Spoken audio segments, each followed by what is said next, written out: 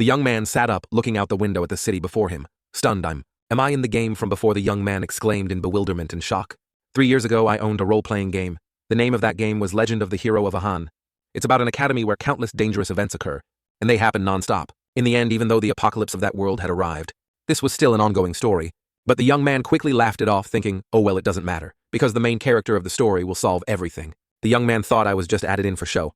I only play an NPC in a beginner's quest where the main character will save all the villagers.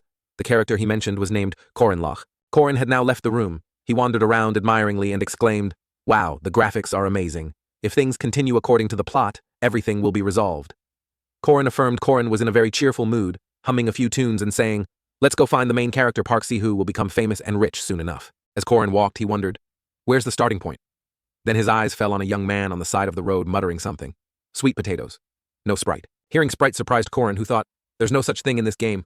This guy is... The other young man suddenly stood up and said loudly, I have to live for myself. That's right. Koren suddenly approached and firmly grasped the young man's hand. Koren, overjoyed to find someone like him, excitedly said, hey, me too. What's going on? It turned out Park Si-hoo was also a player who owned this role-playing game. At that time, Si-hoo was bravely confronting a monster. However, the difference between us was that Park Si-hoo was given the privilege of a role-playing player, a stat window. Park Si-hoo was confused. Stats, what am I supposed to do with this stuff? There's one problem. Si-hoo has never played this game before. But I'll make up for that, Koren thought to himself. Koren, extremely happy, put his arm around Park Si-hoo's shoulder and said, hey, you said you wanted to become a mage, right? Then you need to upgrade your wisdom stat, and there will be a skill book in the next chapter. That's very important, so don't forget. I've played through all the chapters and know every nook and cranny, Koren said with a radiant smile. Just trust me, I'm an expert at this Legend of the Hero of Ahan game. Having me as your strategist is a 3-generation blessing, Koren thought arrogantly. Suddenly, a ferocious dog lunged out from behind Koren. Both of them turned their heads in alarm on guard. Si-hoo quickly stood in front of Koren, took out a weapon, and without a second word, coldly eliminated the dog. Afterward, Si-hoo even flashed a friendly smile, turned his head, and kindly asked, are you okay? I have all the information about this game, and Si-hoo has the stat window and player system, Koren imagined to himself. He pictured how well the two of them would work together, thinking, together, we are the perfect pair. The two sat happily on the corpses of the monsters they had eliminated, with Si-hoo by my side. I'm sure of it. We can save a lot of people, prevent the apocalypse, and then return to our own world. Si-hoo suddenly handed Koren a small potion. Here. Koren smiled and replied, wow, where did you get this? It looks like a small recovery potion. Then Koren drank it all in one go. Koren looked around and thought, if there's one thing that disappoints me, it's that this place is all guys. The appeal of this game is that it includes fantasy elements, along with various heroic tales and fantasy dating, Koren thought, as he pictured hot, beautiful women. Park Si-hoo had no connection with any female characters and only added them to the party when necessary. Then at some point, it became all men. Koren asked in frustration, why is our party just a bunch of dudes? I should have realized this sooner. When the Sword Emperor's granddaughter died on the way to the memorial service, when the first act's final boss, Mariette, disappeared, mysterious deaths and disappearances, events that were never in the original game's plot, mysteries that Koren tried to connect, and most importantly, Park Si-hoo's way of thinking, his personality, his true personality, I should have been a little suspicious of him. The two of them looked at each other and smiled. What is this? Koren was bewildered. Mariette Dunilef is a heroine of this game, but neither Si-hoo nor I ever met her because she had disappeared. The hidden artifact, Mariette Dunilef's magic staff. The staff, and an illusion of Mariette appeared. Then why is her magic staff here? Koren, shocked and angry, cursed Park Si-hoo, that bastard. He sneaks off somewhere every night, which is why I followed him here. But there's a place like this underground. It was as if this was his storeroom. Koren turned to look around for a long time at a vast space filled with items preserved in glass cases. Why is this thing here? Koren exclaimed upon seeing an item, the hidden artifact, Odachi. This was also an item that was lost when another heroine, Alicia, also went missing. But it wasn't just this. Jaeger's rare hammer, and these things too. Lark's rare spellbook items belonging to characters who went missing throughout our time playing the game. And also, Koren froze, staring at a shackled foot hanging in midair. It was the body of a female submerged in water, her limbs shackled and in an unconscious state. That beautiful girl was Mariette Dunilef. Damn, I've been exposed. Park Si-hoo's voice sounded from behind Koren. Si-hoo covered his face with his hand and asked coldly, why are you here? Koren angrily questioned. What is all this? You said before you were chasing Mariette and lost her trail? Si-hoo replied indifferently. That she's a demon anyway. Si-hoo's voice was cold and heartless. You want to waste the blood of a high-level vampire? Si-hoo smirked. I'm just making proper use of it, and you've already had some of it. These words made Koren freeze his eyes wide with disbelief. It turned out to be that potion. Koren was so shocked he clamped his hand over his mouth, trying to stop the revulsion rising in his throat. Seeing this reaction, Si-hoo's face remained cold as he asked, huh, what's wrong? It was hard work creating this place, capturing her, then building this chamber took over a month. Koren angrily gritted his teeth, managing to force out the words, why would you do this? Si-hoo, maintaining the same expression, replied, to complete the story more efficiently. Of course, your way of playing is just too tiring. Sihu approached Korin, who had collapsed to the ground unable to stand, and said, "You keep worrying about saving people and end up losing. Why don't you just kill off Lark and Jaeger and be done with it? You're always protecting people. We can't control even if we raise our affinity with them." Park Sihu's eyes were as cold as ice as he said blandly, "It's better to use them like this." He was lying from the very beginning. This bastard isn't a newbie, Korin thought resentfully. Korin, sitting on the ground and struggling to breathe, tried to question him. "You how? How many times?" No, Sihu's eyes were lifeless, I'm not sure. "Let's see." This bastard Sihu spoke emotionlessly, as if everything he did was perfectly normal. "If I kill 3 more, it'll be 100,000. He's not human anymore, Korin thought angrily. Those words made Korin grit his teeth, his rage reaching its peak. Korin jumped up, grabbed Sihu's collar and yelled, "You monster!" Sihu showed little reaction, saying, "Snap out of it. They're just NPCs. You've killed a few yourself, haven't you?" Korin yelled back in rebuttal. "The ones I killed were incurable monsters, beasts. They were trying to destroy the world." Korin clenched his jaw. "What do you mean, an efficient method? You've disappointed me so much." Korin angrily slammed Sihu against the wall, causing it to crack, and questioned, "If you're so obsessed with efficiency, then why did you take the Odachi? What's a mage going to do with a knight's artifact?" Sihu stammered, that."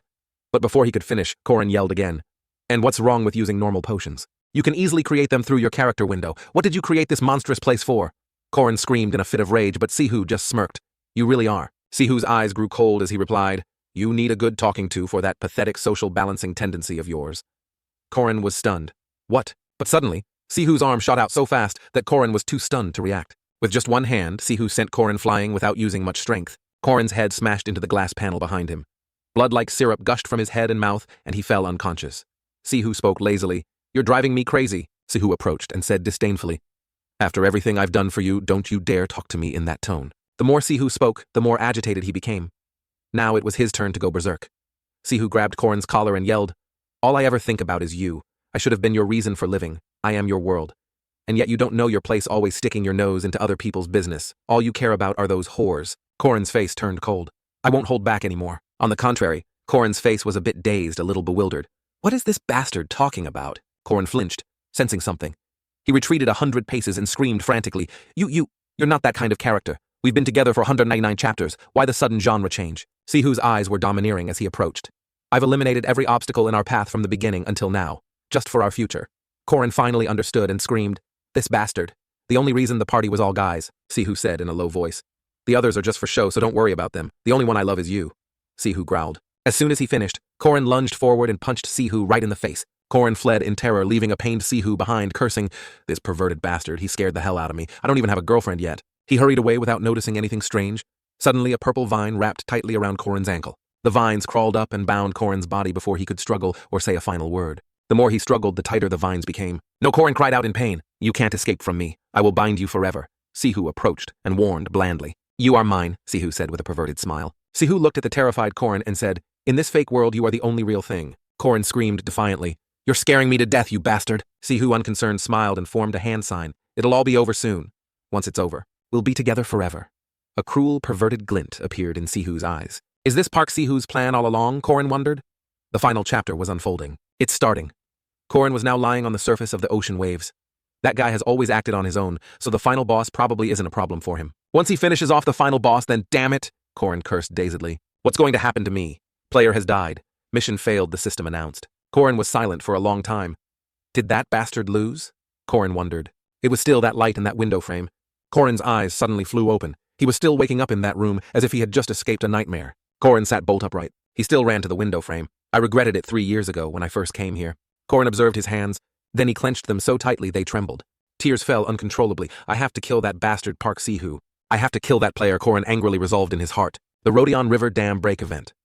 During a quest to subdue living monsters, the dam suddenly broke, sweeping away an entire village. Thousands of water monsters and thousands of innocent people drowned. Such a horrific scene, and yet that guy Park Sihu. Ha ha, this is great. Sihu's cruel, perverted face appeared. At that time, I didn't understand why that bastard was so gleeful. Korin remembered that day. Thinking back now, even though dozens of people died, the only thing he cared about was the experience points he gained. 3 more and it'll be $100,000. The scene of Sihu saying those words appeared. That damn demon, I can stop him right now.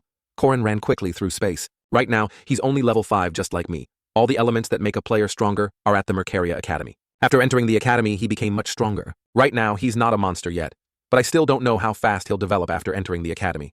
Korin ran as fast as he could. The entrance ceremony will take place in 5 days. An image of a forest with strange mushrooms. Just a second later, Corin had ripped it out of the ground with his bare hands. In other words, the only way to kill Park Si-hoo is right now, Corin resolved. Mission Guide. The carriage on the way to Mercaria City has been intercepted by monsters in the forest. Protect everyone with the guards until it is repaired, the system announced. In the mystical, foggy night, the only thing shining brightly was the moon in the sky. Somewhere in the forest, a couple had just dealt with a rabbit. The boyfriend let out a breath. Phew, finally done. The girl standing next to him smiled and praised. You've got talent, kid. But the person the girl was praising wasn't the boy next to her, but a familiar face. Park Si-hoo scratched his head, embarrassed, and laughed. Ha ha ha, thanks. From behind, the coachman holding a large lantern called out, Sir Leon, Lady Laura, the carriage is fixed. Hearing the call, Leon and Laura stretched and walked together. Let's go, Laura said lazily. Ugh, I want to go to sleep right now. But suddenly a piercing scream rang out, making the two turn their heads in alarm. A strange object rushed towards them quickly. Get out of the way! Leon quickly pushed Laura aside, letting the thing charge towards him. But Leon's quick reflexes allowed him to dodge the attack, and the thing ended up crashing headfirst into the ground. Leon drew his sword and yelled, Laura! Laura, understanding the situation, also drew her sword defensively. I know. These screams, they were on guard. It was a level 2 werewolf monster, a werewolf's. The wolf, with a muscular body and terrifyingly sharp claws, let out a long, piercing howl. From a distance, Corin also heard it and frowned, cursing, Damn it, has it already started? I ran at full speed, but I still couldn't stop it. If only I had time to prepare. Corin thought angrily. The wolf quickly lunged, slashing fiercely at Laura, who couldn't react in time. Blood splattered everywhere. I could have saved them. Corin thought over there. Laura collapsed after the attack. Leon, shocked, yelled Laura. But Leon quickly yelled to Si-hoo, Get on the carriage quick, I'll buy you time. But Park Si-hoo acted like a hero. He pushed the driver up and urged, Just go, I'll follow. The girl on the carriage called out worriedly, Hey, kid! Si-hoo left, only managing to yell, I can't leave Leon behind. Run, a faint cry was heard. The wolf had now gripped Leon's neck tightly, leaving him unable to resist. Si-hoo faced the wolf, a flicker of fear in his eyes. He held his sword, facing it. Corin, standing nearby, observed quietly, I need to confirm before I interfere. Is this Park Si-hoo really the hero who will save the world, or is he a player like me? You're really big, Si-hoo uttered. The fear in his eyes from moments ago had clearly turned malicious. The wolf, sensing the contempt, let out a loud roar. Duck, a woman holding a sword, rushed forward, yelling loudly. The girl slashed her sword powerfully at the wolf, but it was completely unharmed. The girl froze it, blocked it. The girl was pushed back, landing with difficulty.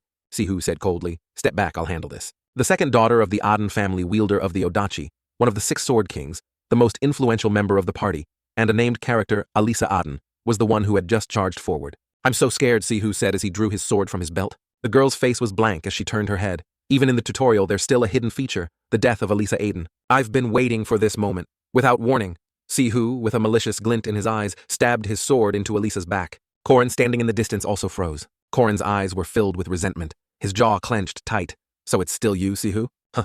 Why? Alisa, bewildered, used her other hand to cover the wound and asked Si-hoo. At this moment, Alisa started to feel extremely dizzy. The image of Si-hoo also blurred. She could only hear him say, Sorry, I was so scared. My hand slipped. The wolf continued to howl ferociously. Alisa was too shocked to speak. At this point, Alisa had almost no strength left to resist the wolf's attack. If Alisa Aden dies in the mission, he'll get the Odachi, and then he'll get on the team of Lunya. Aden, a legendary sword saint. She's poisoned but not dead yet. Is it because she's an important NPC in the story?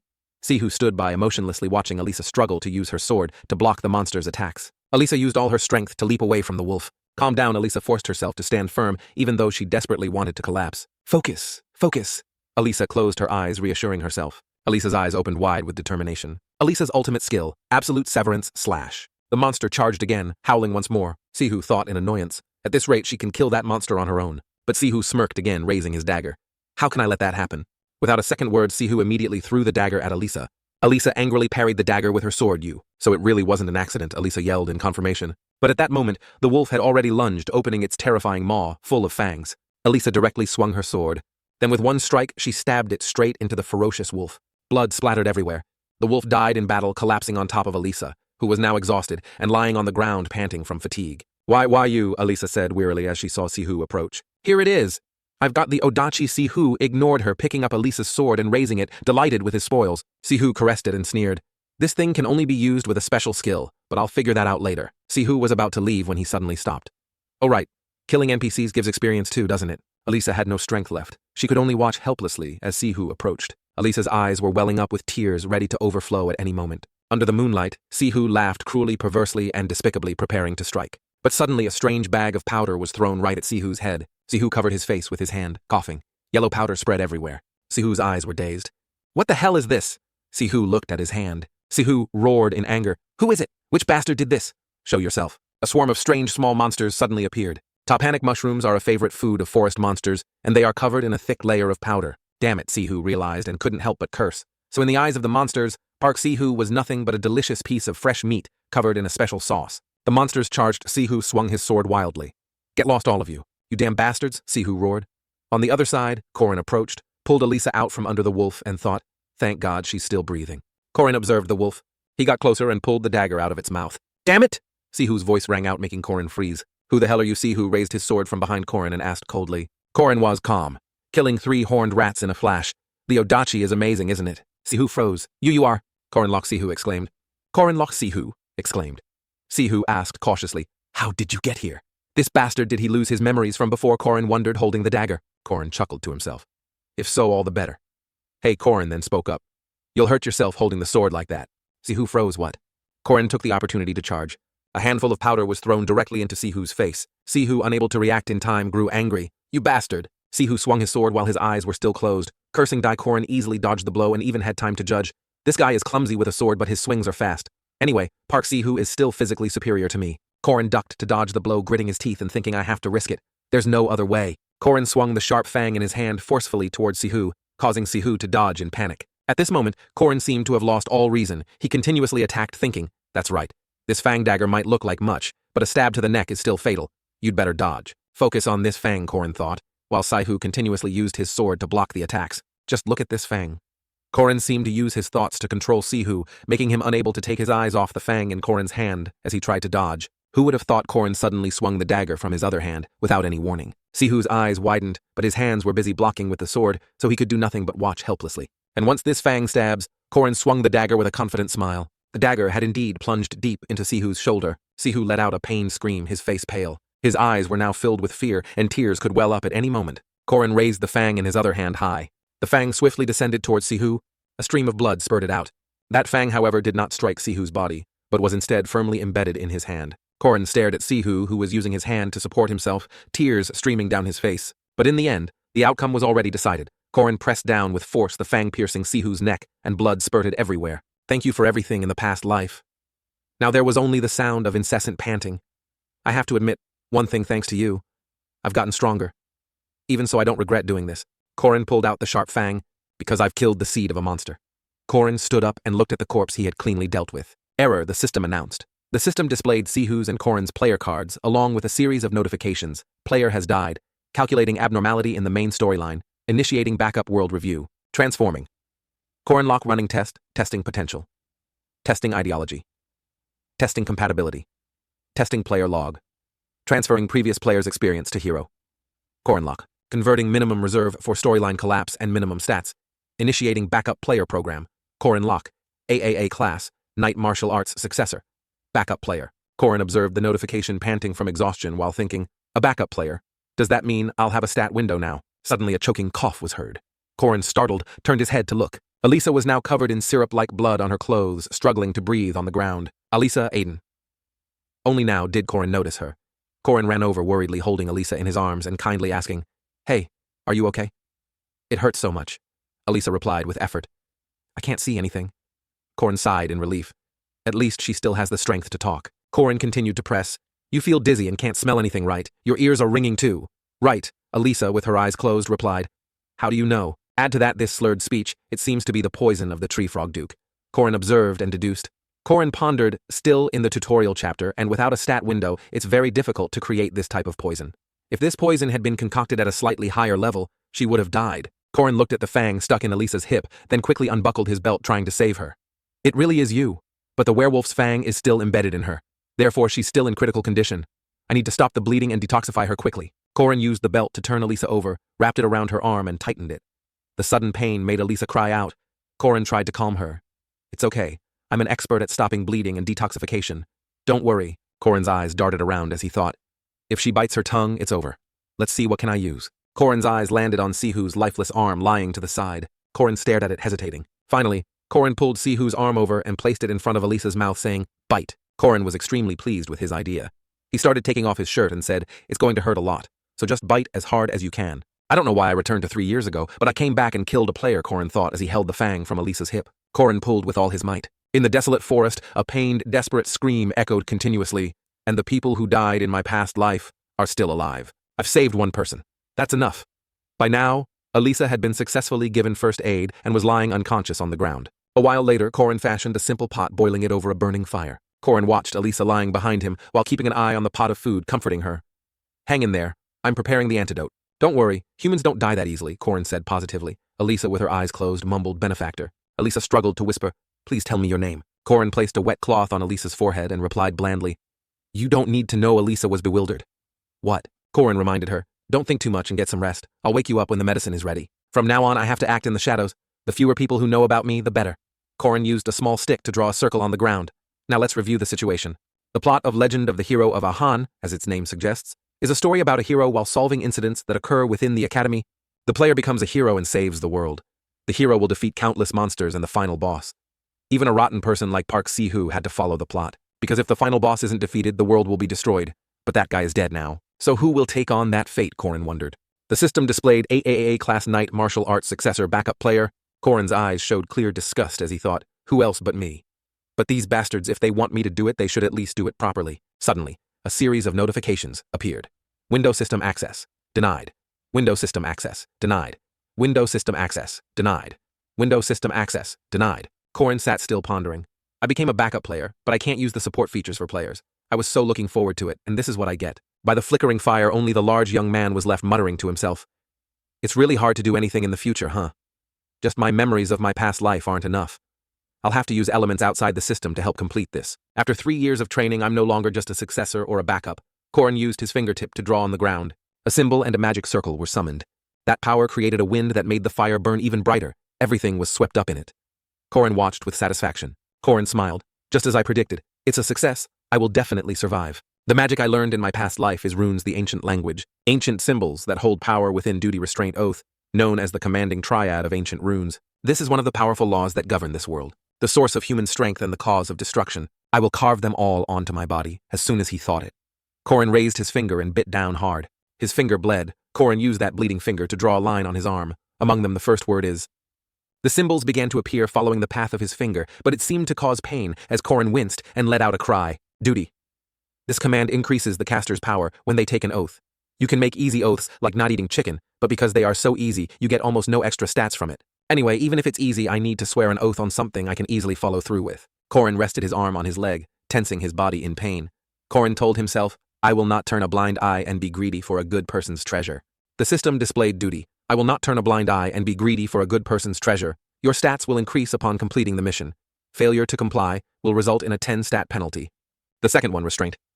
Corin bit his finger again. He smeared it on his other arm. A vein on his neck popped out from the pain. System restraint. I cannot perceive souls. In this world, all things have their own psychic abilities. Because spiritual beings can only interact through mutual connection, therefore they cannot use their power to affect things that have no sensitivity to them. If you do not comply, you will take 600% damage from your opponent. Activating restraint. Damage from spirits. 0%. Physical damage, plus 150%. And the benefit of a spiritual body when following the rule with me, that is the spell becomes a shield protecting me from all other spiritual bodies. And now the last one. The oath. This rule uses the weight of the oath as a backup. The ancient runes covered his body and arms, but it carries great risks and great rewards, which is why both Park Si-hoo and I. Corin closed his eyes, used it in our past lives. Corin remembered Si-hoo. But even Park Si-hoo, who could use everything in the system, failed at the final boss. If so, I need to be quite worried too. The heaviest oath to make, I will save this world. Corin's eyes opened wide with determination. The noble purpose that every warrior pursues the oath with the greatest ambition. The triad of rules is complete. Duty, restraint, oath. All rules will be applied to the backup player. If I fail to fulfill the oath, death will be inevitable. At this moment, Corin's body felt strange. His eyes glowed red and he screamed in pain. Chapter 4. Elisa's eyes suddenly flew open. Elisa was now lying in bed, properly tucked in her. Elisa sat up, but the wound on her side caused her pain. A nurse from outside came in, saw her and asked, Ah, you're awake. How are you feeling? Elisa pressed. Where am I? The nurse replied, You're in the Mercaria City Hospital. Elisa wondered, Who brought me here? The nurse smiled. Huh. Your relative just left. Elisa was surprised. Just left. The nurse reminded her worriedly, Ah, you shouldn't move yet. Elisa turned her head to look around and asked again, It's fine. Where are my things? Elisa then saw the blood-stained belt sticking out of a backpack on the table. She noticed it and asked, This is this from the person who saved me. It's still stained with blood. Elisa picked up the belt to examine it. Elisa's eyes were sharp as she called nurse. The nurse jumped, startled. Yes. Elisa spoke loudly like a child. Is there anywhere that sells honey candy? The nurse was helpless. Right now, you can only have soup. 3 days after the rookie mission Mercaria Academy entrance ceremony. Meanwhile, Corin was standing in front of the school rummaging through his wallet. Let's see, I need a student ID to get in. What's this? Corin pulled out a letter, puzzled. A letter. I don't remember putting this in here. Corin held the letter reading as he walked. To my son, you don't know how proud I am of you. Please become a protector for those around you. Corin sighed. When did she put this in here? Corin thought about his family. Corinlock was an ordinary weak child, but he also had a family. When I first came into this body, I acted very awkward and distant, but they still treated me the same, and that's when I started to love this family and this world. That is the difference between Park Si-hoo and me. Corin clutched the letter and smiled happily. At a train station area, a large crowd stood close together at the station, everyone a bit bewildered. Wow, why are there so many trains? This is Mercaria Academy. A beautiful girl with blue hair and a flower on her hat approached, smiling and saying, Hello, new students. Please gather here. The girl approached Corin and greeted him. Are you a new student too? Corin, flustered, introduced himself. I'm Corinlock, the girl exclaimed. Wow, you're really tall. You must eat a lot. The girl held out a potato and offered enthusiastically, Want a potato? Corin was a bit surprised. A potato. A while later, a train finally started moving. The girl stood on the train, introducing the surroundings as they went. That's the Creation Building, where magic students gather and study. That person is Mariette Dunalev, a second-year student who is the top of Mercaria Academy, loved by everyone, and has a very bright future. Mariette exuded the energy of a leader, but was very approachable. Over there is the physical training room. They lend out a lot of cool weapons. In life, people will encounter many unexpected misfortunes. And in the future, Mariette Dunalev will face a great misfortune. She is the final boss of Act 1. At this point, the train had stopped. Mariette reminded them, All right, when you get off, everyone, please take 1 potato and 1 sweet potato. Mariette didn't get off with everyone. She held onto a pole on the train, waved, and said, Good luck. See you all later. Mercaria Academy is free. A vast academy filled with the faces of elite young people. Corin also stepped inside and noticed something. The expansion magic has begun. Corin was standing in the middle of a crowd that suddenly panicked because the lights went out. What's going on? Can anyone see anything? A voice rang out. Don't panic, students. How can students of this academy be frightened by such a trivial thing? Suddenly all the students were floating in the air. Corin picked his ear with his finger and thought, That's old man, Haman's voice. He says that every time it's like a training camp. This world has a history of fighting against the demon race. The most effective weapons against them are superhumans who can use aura or mana, and the place to train. These people is the Warrior Academy, Mercaria. A figure appeared from a distance. Hello. It was a man with a cool, unique fashion sense who approached and greeted them. I am the Savage Professor Fermax in charge of this year's entrance ceremony. Savage Fermax, Professor of the Night Department. Corin smirked. It's been a while since I've seen this guy. Fermax continued. Most of you probably came here to become knights or mages. When you arrived, you already had your certificate sent here, Fermax taunted. But don't be all talk and no action. Let me see what you're capable of. All the students stood still. A small screen lit up in front of them. Corin's profile appeared. Corinlock Aura rank, 680. Low mana, rank 120. Very low. Aptitude rank, not very low. Overall, rank 6. THLNK, very low. Corin looked and felt bored, so boring. But my physical strength stat is shocking. A series of numbers appeared, Fermax said loudly. You're looking at your rankings. Please stand in front of the number that matches your rank. Corin stood in line smiling wryly. There are about 400 people, so I'm in the bottom 1%. Fermax suddenly smiled sinisterly. Good luck, everyone. The students lined up in rows began to search for their numbers. A strange voice spoke while observing the students through a crystal ball. This person commented, This year's batch has a lot of hidden talent. Ahem. A blonde girl pushed up her glasses and said, There's no need to measure the first and second ranked students. Let's wait until we've evaluated the others. Second rank. The granddaughter of the sword genius Elisa Aiden. The cleric of Avalon Eon. The mercenary of the sword faction Zron Waski. The golem engineer Cronel Luden. And the sole first rank. A girl dressed as a nun with a gloomy aura. The heavenly Yaksha Uran. The blark-haired girl with captivating red eyes. The blonde girl observing through the crystal ball continued. That child actually enrolled. What is the principal thinking? A man stroked his chin and asked, Do we need to test the 6th-ranked student? The 5th rank doesn't look like much. Let's just eliminate the 6th rank right away. The girl with glasses holding a whip growled threateningly, making the man break out in a cold sweat. The principal said, All students have the right to learn. Do you dare to go against his wishes? The man snapped his fingers. Well then, let's begin. Suddenly a metal locker dropped down forcefully in front of Corin. Corin observed and wondered. It's a weapon locker. A voice announced, Monsters will swarm in 30 minutes. Please handle as many monsters as possible. A test that puts me in an empty space and makes me fight monsters according to my level. Corin clicked his tongue. This is tough. 5 to 6. The countdown begins. Corin approached the locker and opened it. Let's see. Most 5th or 6th ranked students wouldn't use their brains and would just grab whatever they wanted, and most would choose a sword. Corin touched the sword in the locker. I did the same in my past life. 3, 2. Time was running out. Monsters also began appearing out of nowhere. They were short-bodied hunting dogs rank Ank 5 monsters. Corin took the sword and made a few test swings, commenting, "Ah, the sword is cool, but they say it takes 100 days to master the spear, 1,000 for the saber, and 10,000 for the sword. One time's up." So the answer is a spear. Corin forcefully threw the weapon at the monsters. As expected, the spear went straight through the monster's head. The illusion faded. Corin smiled. "Sorry about that." The wolves charged in fear. Another blow landed on it. The last 2 remaining wolves were finally defeated. Corin said, "But I have." Corin smiled confidently. "Too much experience killing you guys." Chapter 5. Corin pulled the spearhead from the monster lying on the ground, then spoke. "Let's see, 20 seconds. A bit long." He thought to himself, "In my past life, I couldn't even kill these hunting dogs and was eliminated. But this time is different." Corin was extremely confident. "I will kill all of them until I reach the next rank." Then he spoke. "All right, bring in the next wave. I've reached the 5-minute mark." There was nothing around him. Even he himself was silent. A look of confusion appeared on his face. Sweat beaded on his forehead as he wondered, why is there nothing? Is the system broken? Over here, Baron Cassius was watching the students' battles. His expression extremely disappointed as he clicked his tongue. Tsk, tsk, tsk. If they can't even kill those, what else can they do? Back in my day, I could kill level 5 monsters in just 1 minute and 22 seconds. He glanced at another screen and sighed incessantly. If level 5 is like that, I don't expect anything from level 6 either, huh? Baron Cassius saw Corinlock rank 6 THLNK sitting and yawning leisurely and wondered, what the monsters aren't being summoned? There must be an error. Just then, 3 more different monsters appeared in Corin's room. Why isn't the next level of monsters coming out? Huh, why is it this bunch? Baron Cassius was still watching the students getting attacked and screaming, cursing, "Ha, these pathetic bastards!" But he didn't notice Corin eagerly fighting monsters behind them, bang clang. The corner of Baron Cassius's mouth curled up with some satisfaction. His tone was quite pleased. "Ah, is this the first one to succeed?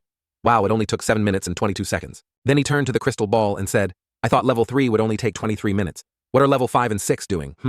Seeing Corin relaxing as if on vacation once again, Baron Cassius was too exasperated and yelled, "What's wrong with that bastard? Why is he lying down and yawning again? Is the system broken? The monsters are always summoned." Haman, noticing something strange, approached and inquired, "Broken? Impossible. For 20 years, Ms. Josephine's test magic has never been wrong." Baron Cassius pointed at the crystal ball, frowned, and said, "But he should have been eliminated a long time ago. It's clear the monsters aren't being summoned." Haman looked at the person next to him and questioned, "You saw that the monsters weren't being summoned?" Baron Cassius felt a bit guilty, coughed a few times, and then replied, "No, I don't necessarily have to see it." Haman immediately understood the problem. "So you didn't see it happen?" Baron Cassius, feeling interrogated, ignored right and wrong. "Good heavens, I told you it was an error. I'll summon them again." Inside, Corin saw the familiar monsters and got very annoyed, yelling, "Ugh, what the hell? Why has it been these same monsters this whole time?" Then he recklessly grabbed 3 spears at once and charged, "You're not even trained dogs." As soon as he threw them in just a blink of an eye, the 3 demonic wolves were instantly logged out. Everything happened in just 73 seconds. The 2 people outside witnessed that surreal scene and were horrified. Baron Cassius's face contorted as he yelled, 73 seconds. "What?" Then he turned back and stammered, "Look, Professor Fermax." Fermax, confused, asked back, "What's wrong? What is it?" Baron Cassius asked, "What's the fastest time you've recorded for level 3 and level 4? Fermax, still unaware, calmly replied, "There was a kid named Jaeger who did it in 3 minutes and 30 seconds. Why do you ask?" Baron Cassius became even more hesitant and cautious. It's nothing. Seeing how skilled he is with a spear, he must be the son of a hunter. In that case, as soon as he finished speaking, he directly summoned a level 4 boar monster. Let's see how he faces a level 4 monster. The result was that the boar still lost, and the time was even faster than before, 37 seconds. Baron Cassius shouted in frustration, "This won't be that easy," and then directly created a level 3 bear owl monster. When Corin saw it, he was as calm as if he were seeing a small bird. He immediately gripped his spear tightly bent down and charged. Then he leaned in and stabbed the spearhead straight into its body. But the attack did nothing to the owlbird. It still had enough strength to throw Corin off. The system displayed a notification, Kenna, and at the same time Corin's hand lit up. The owlbird immediately burst into flames. The terrible pain made it scream nonstop. At the gathering place for those watching the match, Baron Cassius yelled, drawing everyone's attention, "Ancient rune, magic." Even Fermax was intrigued, ancient runes. Even though it was burning, the giant owlbird was very resilient. It shook off the flames. Corin spoke. "It seems it's not very effective." But Corin leaped high into the air, swinging the spear forward. Then he leaned back to gain momentum. "It will block your vision." "That's enough." Finally, he decisively stabbed downwards. Haman, witnessing the whole affair, marveled to himself. That kid. He's definitely not a normal level 6 person. It's a pity the monster test only goes up to level 3 monsters. Wow, it's been a long time since I've seen someone so interesting. I'm really looking forward to when he fights a demon. While Haman was still intrigued, Baron Cassius next to him looked a bit concerned. "Ah, well then after this, let's start the test with a level 5 demon." Corin stood solemnly, sensing his surroundings. Something has definitely been summoned, but I can't see or hear it. It's due to the restraint penalty. The system announced, "Restraint. I cannot perceive souls. I cannot feel or touch souls. If that's the case, it means I can't touch the demon. Korin slowly closed his eyes. Let's see if my guess is correct. Then he calculated in his head, 1, 2, 16, 17, 45, 46, 58, 59, 60. After calculating, Korin's eyes snapped open, a mysterious smile on his lips. Done. It's definitely been activated. I've confirmed everything. It was unclear what he was thinking, but he raised his hand high and declared, I will give up. Test level 5, hunting dog, monster, 73 seconds, level 4, boar, 37 seconds, level 3, bear owl, 11 seconds. When Korin got outside, he was very pleased and said, excellent. Meanwhile, Baron Cassius was stunned, flabbergasted, and fell backward. He withdrew. Baron Cassius was completely frozen. This kid, what in the world is he? After just a few minutes, the hall was crowded with people. The people around were eagerly asking each other about their recent battles. Hey, what was your rank, level 4? Ah, I'm done for. What about you? Hey, level 3. Wow, so you killed both the bear owl and the stomach demon. Jager Hinch. Peter was holding his head high with pride on one side. Korin realized. That kid, he's the one who started the fight with the player at the beginning of the story. In Korin's past life, Memories Park Si-Hu had killed him because he provoked him. He rubbed his neck, finding it a bit difficult to face. He thought to himself, although Jaeger is a bit arrogant and snooty, it's normal for his age. Oh well, that madman. Suddenly someone said loudly, look, they're level 5. Wow, so they couldn't even beat the monsters. Someone even lost to the hunting dogs and demons. On another side, Lark was in a state of fear, his whole body trembling. Korin noticed it. Lark was too arrogant, and while slandering me and Si-Hu, he also met the same end as Jaeger. Just then, someone came up to the stage to speak. Ahem. Good morning, everyone. That person began to introduce himself. I am the director, Ryu Kaza. To become strong, you have joined this academy, a place where the strong gather. Ryu looked down at the students below and continued his speech. Some of you are already strong enough, while others still have a long way to go. Although I cannot guarantee that you will achieve what you want here, I still hope you can find your own path in this place. We are here to help you take the first steps correctly. From the second step onwards, it is your responsibility. Finally, he gave a slight smile and concluded his speech. That is all from me. I wish you all a pleasant day. People gradually dispersed in all directions. Jaeger was full of energy, laughing loudly and saying, from this day on, I am a level 3 knight, Jaeger, Hinch. Peter will He was talking when he suddenly noticed Lark sitting in a corner. He rushed over to start a conversation. Hey, Lark was startled. Huh? Jaeger asked, what level are you? Lark timidly replied, I'm level 5. And so, he was immediately ridiculed by Jaeger level 5. How pathetic. You couldn't even kill a demon or a hunting dog. Really? Korin couldn't watch anymore, so he walked up, put an arm around his shoulder and smiled brightly. Hey you, Jaeger frowned and questioned, who are you? He didn't answer right away but praised him admiringly. Wow, your tattoo is so cool. The artist must be really skilled. Even the veins look good. The tattoo on your back is your blood type, right? So you can get a quick blood transfusion when you're injured. You're really well prepared. Jaeger was a bit dazed at first. But then he felt excited and replied, wow, you know a lot. To be honest, my mom did this tattoo for me. She's a tattoo artist. Her specialty is line work. But because I asked, she tattooed it in an old school style. Korin also chimed in continuously. She's amazing. Do you have any other tattoos? But those were just perfunctory questions because I already know everything. How in my past life when Jaeger went missing, his mother came to the academy and said that his tattoos weren't just for looks, but because she was worried about her son at the academy. Truly a parent's heart, returning to the present. Jaeger happily rolled up his sleeve to show off his mother's amazing work. I have one here too. This is a flying carriage, the symbol of Mercaria Academy. Korin marveled. Wow, that's so cool. After a while, he finally introduced himself. I'm Korin Locke, and you? Jaeger replied energetically. Jaeger Hinch, Peter. Korin then asked the boy opposite him, and you Lark a bit startled, replied Lark. The three of them continued to chat enthusiastically, not noticing a pair of eyes watching them from afar. Elisa Aiden watched them with a warm smile. So he saved his friend who was being bullied. That's wonderful. The bright and friendly appearance of Korin gave Elisa Aiden an impression. He seems like a good person. Back to Korin's side. And that's how I left a good impression on Lark. Lark's ability is memory, I think. The corner of his mouth curled into a deep, scheming smile. I've found it in my free skill book. While Korin on this side was laughing cunningly, Hey, Elisa Aiden behind him was blinded by the love devil and thought, his smile is cute too. What kind of person is he? Chapter 6. Most of Mercaria's facilities are provided for free. The coffee here is cheaper than outside and the dorms are free. Among them, the most recommended facility is the training room. This place is spacious and modern with advanced equipment. Korin was inside practicing with a spear. He turned around, preparing to unleash a masterful strike. The reason is very simple. When using this room, even impossible training becomes possible. For example, fighting a spiritual being that I can't see, Korin used all his strength to launch countless attacks into the empty space in front of him. Outside, 2 people were looking in. One of them spoke up. Look, that first year is using a spiritual being to train. They took turns discussing. Usually you don't have to train with spiritual beings until the 2nd semester. That kid probably heard rumors and decided to practice this. I heard that many second-year students can't even catch a wind-type spiritual being. Suddenly, Korin was hit by the spear which bounced back and struck his head. The group of people laughed gloatingly. Look at that, trying to act tough, huh, kid? Corin panted heavily after training, asking himself, is it still too much for me? Heyman approached from behind and asked, so you're a first year? Corin was a bit startled. Huh. Corin politely said, hello, Coach. Heyman wondered, why are you fighting a spiritual being? He replied, to practice my spearmanship. Heyman inquired, are you confident you can do it? Corin affirmed with certainty, I will do it. Although he appeared calm on the outside, he was very wary on the inside. Why is he suddenly approaching me? Is there something wrong with the test? Heyman's gaze was as sharp as if he wanted to see right through him. But in the end, he broke into a bright smile and praised Great Spirit. Here, I'll give you 10 meal tickets. Then he decisively turned and left, even cheerfully saying, come find me when you've done it. I'll reward you. Corin. Behind him didn't understand anything and just accepted it. Yes, sir. As soon as the person left, he sighed in relief. Startled, why was I so worried? A reward of food. That's good, isn't it? Corin returned to what he was doing. Now let's start again. He didn't notice Mariette. Dunilef had been standing outside the whole time. Inside, Corin continued to train eagerly. Once again, he was hit back by his own spiritual being and seriously injured. He was thrown straight back, slamming into the wall and crying out in pain. And so he lay there panting heavily. Suddenly, from above, a soft cloth fell onto Corin's face. Mariette Dunilef gently lowered an empty cup and asked, is it very difficult? He lay still on the ground and replied, yes, it's very tiring. Mariette Dunilef used her ability to create a stream of cool water. You should rest. You've worked very hard. Then she brought the cup of water to Corin and said, you just need to get more used to it. One day, you'll be able to do it. Try again. Next time. He raised his hand to take it. But in his heart, he was denying it. No, I don't have a next time. Though I'll probably have a year or two. Before there was Park Sihu, we had the player window potions and skill books too. But now Park Sihu is no longer here. I killed him, so now I have to do everything on my own. Thinking of that. Corin spoke up.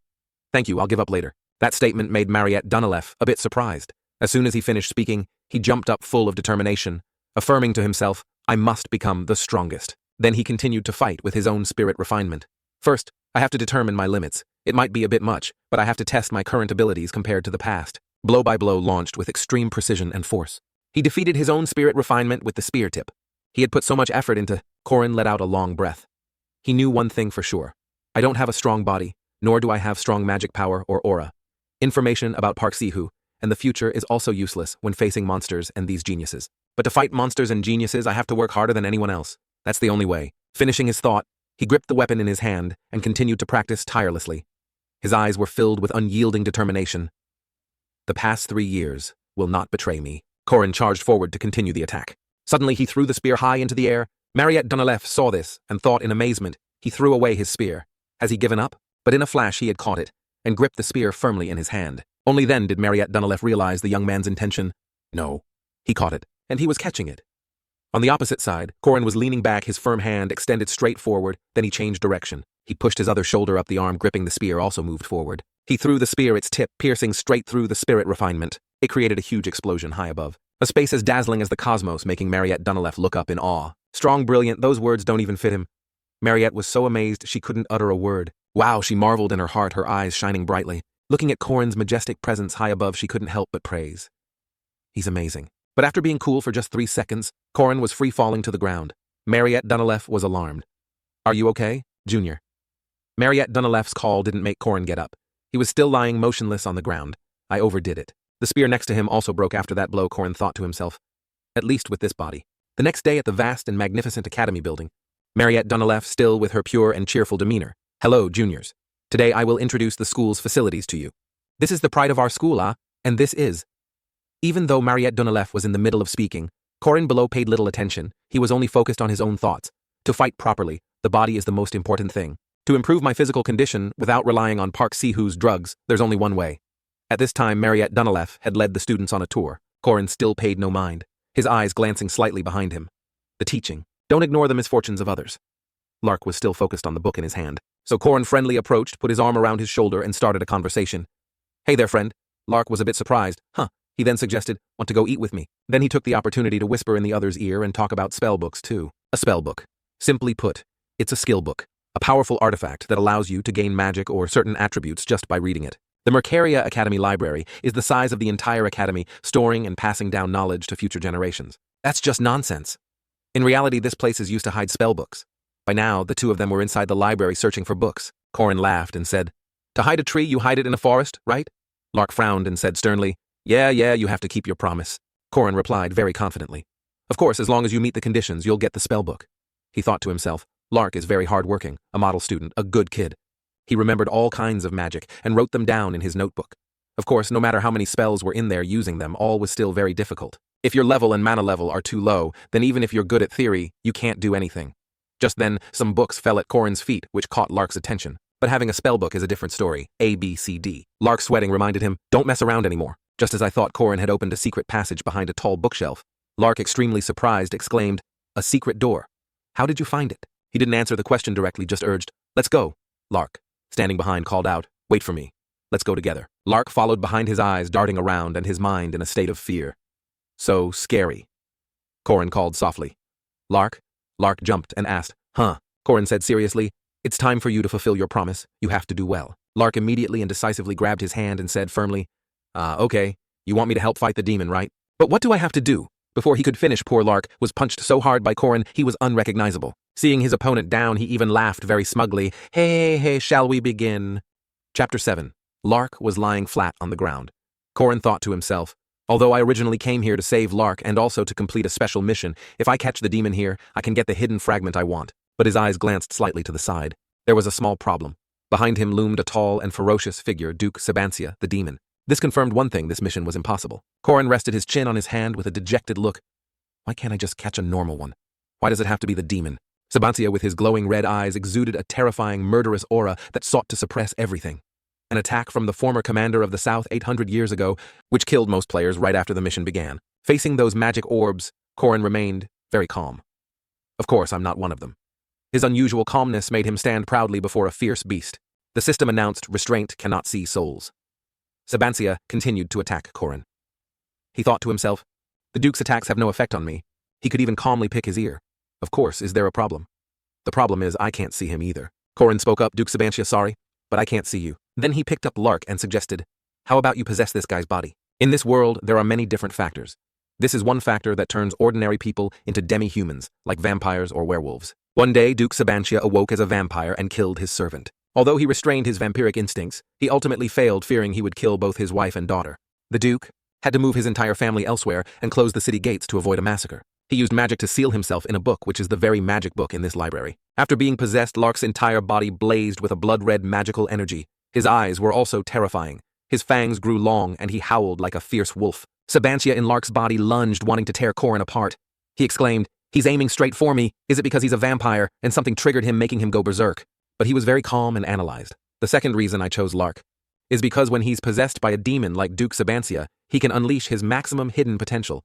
The model student Lark, Sabancia leaped high, preparing to deliver a decisive blow from above.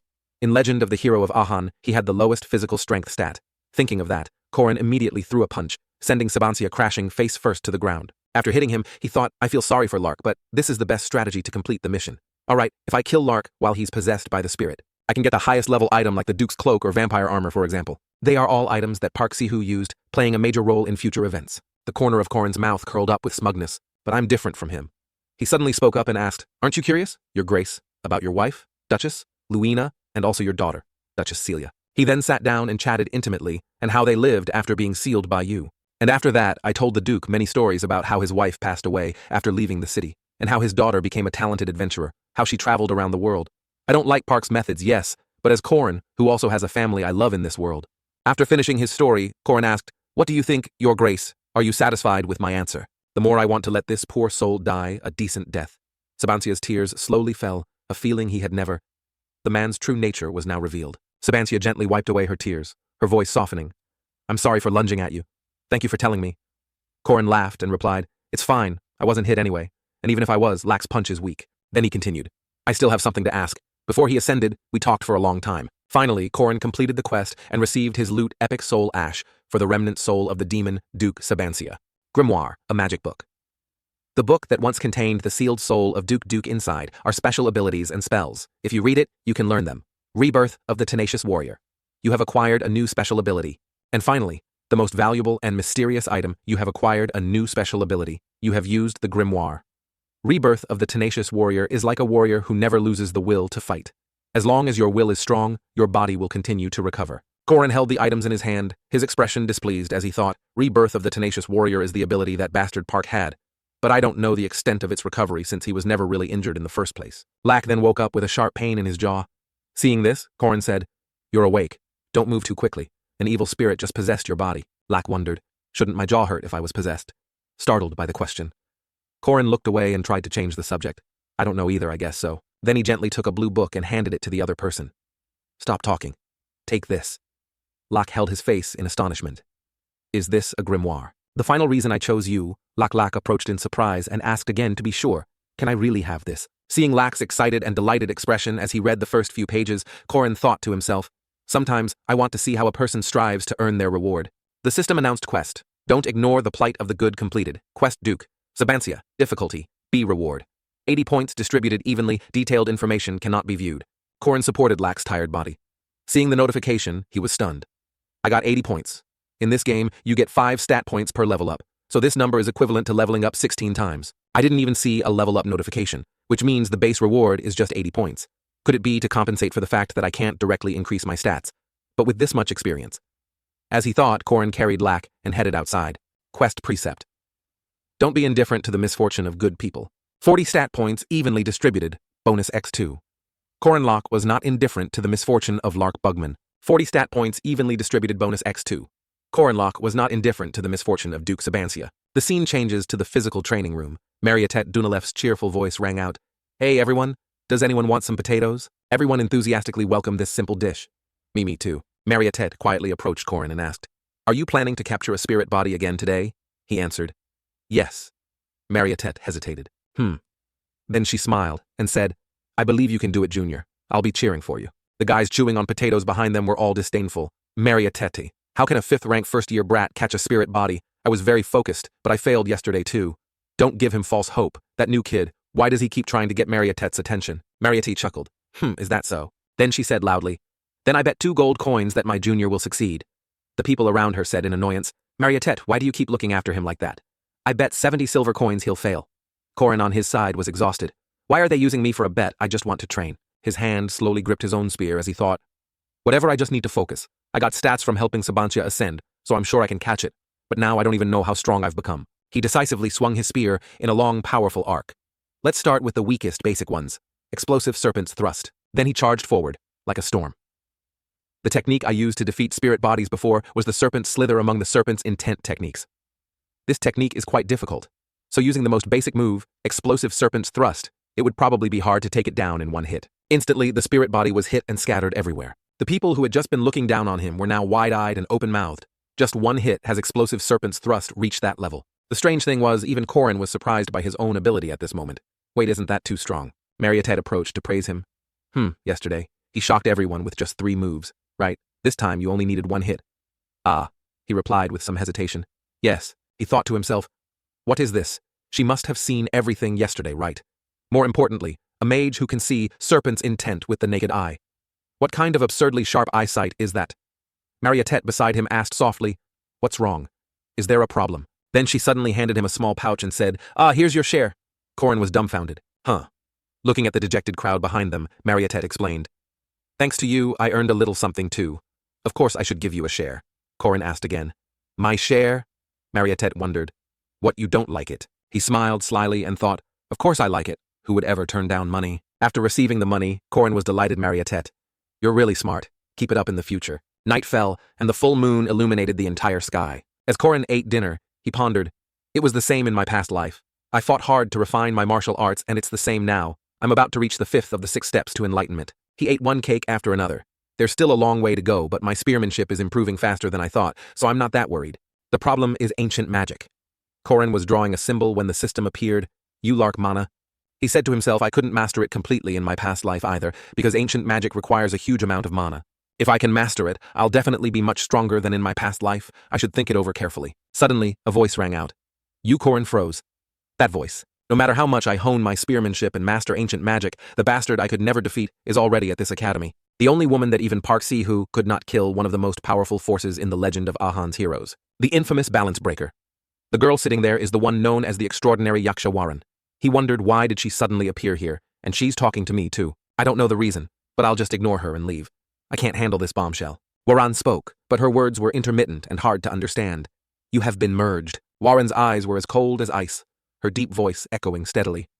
I don't think you are the owner of that body. Korin froze, sweat pouring down like he was in a shower, huh? He wondered to himself, how does she know I've possessed this body? His eyes widened, his pupils constricting, confirming what Warren had just stated.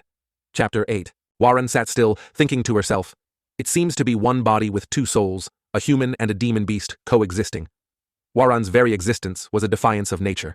It is said that the yin-yang eyes of those on the border between life and death can see the color of souls. Perhaps it would be stranger if she didn't notice. Korin's gaze on the other person was extremely focused and sharp. Warren suddenly spoke up, asking how was it? What did it feel like to crush and devour that original soul? He calmly crossed his arms and replied, I don't know. Warren questioned him in astonishment. What? In my past life, this also troubled me greatly. Are Korinlock and I two different people? Are the assimilated memories truly Korinlock's and not my own memories?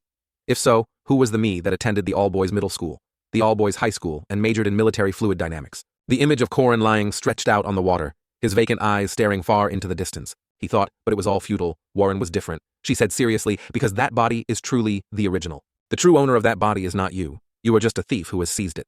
You have no right to control that body. Every single word struck at a truth that few knew. Korin suddenly told an unrelated story. In a neighborhood near my hometown, there was a guy who would turn into a green giant whenever he got angry. His name is Brooks. Do you know him?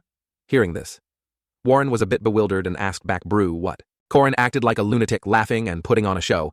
The funnier thing is that these two opposite personalities hate each other. What do you think? It's very interesting, isn't it? Because they're good at different things. This left Warren completely confused, sitting in silence. He then seriously presented his case. Anyway, what I mean is, whether it's the original soul or a newly formed one, they both have different personalities, and isn't that how they coexist? The corners of his mouth turned up slightly, revealing a very bright smile. His words also came out naturally and gently. Whether we like it or not, we were born in one body, because when you're born, no one is guilty of anything. Warren seemed stunned, as if stopped by some force. After waiting for a long while as the wind blew, Warren began to speak. In this world, there are some whose very birth is a sin. Korin thought to himself, I know her anguish all too well when she says that. But now, without any hesitation, he decisively turned and walked away, not forgetting to call back. See you later. Warren just remained silent, not even turning her head to look at him. The next day, Korin was walking down a path searching for something. Let's see, it should be in the southern part of the academy. The only reason I left the dormitory, before I could hear the birds chirping to signal the start of the weekend, was the quest board. By taking on quests big and small here, I can level up for the next main quest. This means it's necessary for my progress. However, my goal isn't to level up, so I don't need to be too picky. I just want to test this one thing. His eyes focused on the request papers above. Then, he was suddenly drawn to the girl next to him. Anyway, why is she looking so intently? Looking at Elisa Aiden's extremely serious expression, Korin thought to himself. Thinking back, I don't have much information about Elisa. In my past life, that bastard Park killed her, and now my memories are different from what I saw in the game. With that thought, he called out, Elisa Aiden. As soon as she heard him, Elisa Aiden bowed politely. Oh, hello, she said. He wondered, it's only the first weekend and you're already taking a quest. Aren't second years not in a rush for achievements? Elisa Aiden hesitantly replied, well, it's because I need money. Finding this strange. Korin questioned her. Huh. Don't second years get a lot of financial support for activities? Elisa Aiden, on the verge of tears, explained sadly. They said they won't provide it to me because my family's income is in the top 10% of the kingdom. After understanding, he felt a bit embarrassed. I see. His brows furrowed slightly as he pondered. That's right. Just like the scholarship system in Korea, those from wealthy families don't receive any activity support funds. Elisa Aiden continued sadly. Furthermore, my family has a hands-off parenting style, so I have to earn my own living expenses at a minimum level, no matter what I say. Hearing this, Korin felt sorry for her. Her situation seems really complicated, huh? Then he pointed to a paper posted on the board and said, if you need money right away, how about this patrol quest? This one pays quite well, Elisa Aiden exclaimed excitedly. Really? Then she seized the opportunity to suggest, they accept up to 3 people. Do you want to do it together? Korin answered bluntly, I can't. I have something else to do. Without hesitation, he grabbed a quest slip with a small scribbled drawing of a cat on it. My precious weekend, I'll choose the most worthwhile one, which is completing this quest and quickly increasing my stats. The first quest is to find a cat named Naby. No sooner said than done, Korin went to the cat owner's house and accepted the quest. The experience points and rewards were both low, but that didn't matter because his goal was a precept. If you rescue and return the cat Naby, who was almost killed by a water monster. In his imagination, he was facing a terrible creature to save the little cat. I'll be able to prevent the owner's misfortune of losing a pet and falling into depression, and as a result. After finding the kitten, little Anna was so happy she burst into tears while the cat looked on with a clueless expression. The system announced duty fulfilled. You were not indifferent to the misfortune of Anna Macmillan. Difficulty E, reward 5 points, distributed evenly. Korin laughed like a madman with delight. Excellent. The precept really works like that. Even small quests will help me increase my stats a lot. Meanwhile, Anna ran away in fear, and it's likely he was the one who scared her into crying. Mommy, that person is so weird. Corin continuously took on quests to help people and eliminate evil obsessed with points. Then he even retrieved a lost ring for someone, his mind repeating 2 words like a madman points. Suddenly he remembered something that made him pause for a few seconds. Wait, there's a quest more important than points. I even made a note of it before going out today. I almost forgot. The scene shifts to a very strange-looking house where someone's voice shouts, "This isn't it." It turned out to be Yoon Kye-jo's slamming the table and causing a ruckus. This isn't it either. For some unknown reason, Yoon Kye-jo's was so angry that he even broke an innocent table. I've made a sauce created from over 10 ingredients like garlic, carrots, and chili peppers.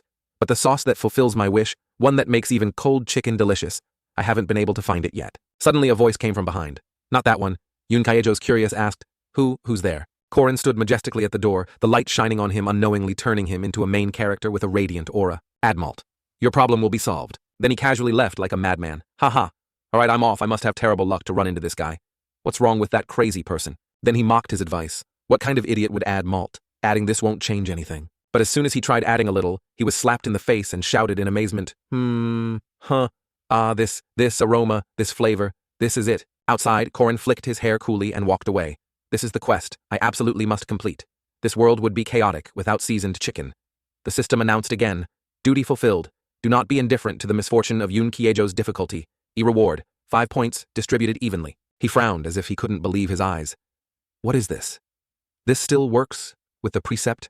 I just wanted to satisfy a personal craving. Then he cheered with delight and excitement. Wonderful. That's right. Someone who makes seasoned fried chicken can't be a bad person. Then he stood in the middle of town laughing like a lunatic who had just escaped an asylum. Ha ha ha ha, unaware that Warren was watching from a rooftop above. Warren, with her usual indifferent and emotionless expression, spoke, a strange person. Professor Josephine suddenly appeared behind her and said, You're here. I left you alone because you didn't leave the city, but you should at least get an exit permit before you go right. Warren didn't answer, just turned her head and walked away. Professor Josephine was a little taken aback by her action. In Warren's mind right now, she still remembered Corin's earlier words, because being born is not a sin.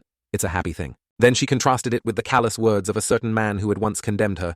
You should never have been born. Thinking of that, Warren just stood silently high above, watching the crimson sunset slowly fade. The next morning at the hunting grounds, a dense forest, Professor Josephine was announcing the rules. Today, all first-year students will be evaluated based on their survival skills at these hunting grounds. If you can reach the hut at the northern end of the forest, you will provisionally pass. Professor Josephine instructed carefully. Wear the armband corresponding to your rank. You will need to return it at the hut at the finish point. You will receive points based on the time you reach the finish line with that armband, and the reward you receive will correspond to the points you have. Corin thought. As expected, Warren didn't show up. Anyway, Warren isn't allowed to participate in practical sessions, probably due to fairness issues. Suddenly, a voice called out. Corin. Hearing that, he turned back and said softly, Elisa. Did you complete the quest successfully? Elisa? Aiden replied, Yes, thanks to you. I earned some living expenses. He said I'm glad it was helpful. Then he suddenly offered her a rather large round candy and asked, do you want some candy? I meant to buy it for my sister, but it's too sweet for me to eat.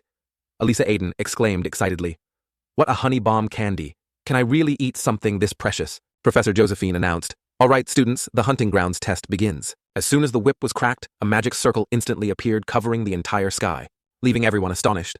Only Corin was very relaxed, enjoying it. I've seen countless mages, but to use spatial magic for this many people, it can only be Professor Josephine. Still the same as ever, great archmage. In a flash, he was teleported to a strange forest. Hiya! A terrified scream made Corin turn his head and sigh. It's just started and they're already fighting. The hunt is an important event that even veterans have to retry countless times.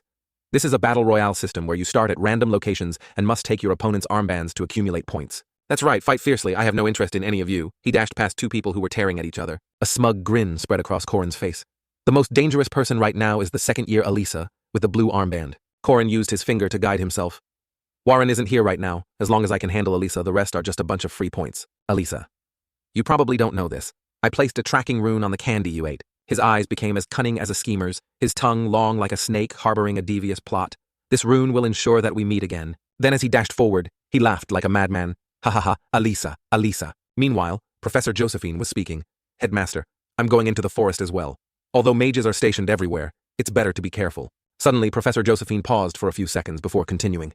Wait a minute, thinking back. Where is that child? Headmaster, did you perhaps? Iryu calmly replied. I didn't bring her here at all. She came on her own. Hearing this, a stunned Professor Josephine asked again. She came here by herself. Eru answered firmly, yes. Meanwhile, Corin was dashing forward like a blur with Warren chasing after him. Eru said, I think, it seems her heart has undergone some kind of change. Warren's eyes at this moment were terrifying, glowing a crimson red. Chapter 9. The forest was now filled with the sounds of clashes and fighting. "Hey, take this," Elisa Aiden shouted. "Why are you acting like this? Don't you feel ashamed?" In the end, only Elisa Aiden stood defiantly questioning them. "How many of you are attacking just me?" The defeated ones still managed to reply. "Being despicable is our specialty." Suddenly an enemy appeared from nowhere behind her, wanting to attack Elisa Aiden. This monster, hurry up and surrender. But in an instant he was knocked away by a large rock, crying out, "Arg." She could only see Corin standing in the distance with crimson eyes full of killing intent. Elisa Aiden was extremely grateful. "Corin, did you come to save me? Tisk. He's such a good person." He suddenly spoke. "Elisa, so beautiful." Elisa Aiden paused for a moment. "Huh?"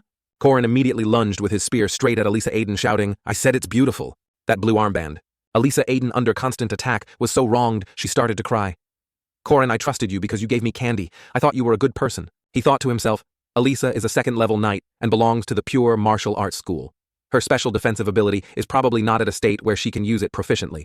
In terms of a person's combat power, she's an intermediate second level. Because of that, Corin let out a despicable laugh and spoke. "You'll also become a good person when you hand that armband over to me." Although he was nothing compared to her, a true genius, Elisa was a talented person ranked in the top 1%. Elisa, who had just easily defeated 7 members of the 3rd and 4th level student council, when she saw Corin, a 5th level knight, she was wary, of course. Until 30 seconds ago, Elisa Aiden was now desperately parrying his powerful attacks. What is this? He's so strong. Corin, on the other hand, seemed to have gone mad, his eyes full of killing intent and a crazed smile. He kept attacking, while Elisa Aiden continuously dodged, closing in at very close range, weaving and attacking from a distance. He was toying with her, countering and applying constant pressure, but that doesn't mean there were no openings. His breathing rhythm was strangely different when switching between stabbing and slashing stances. "If I can seize that opening."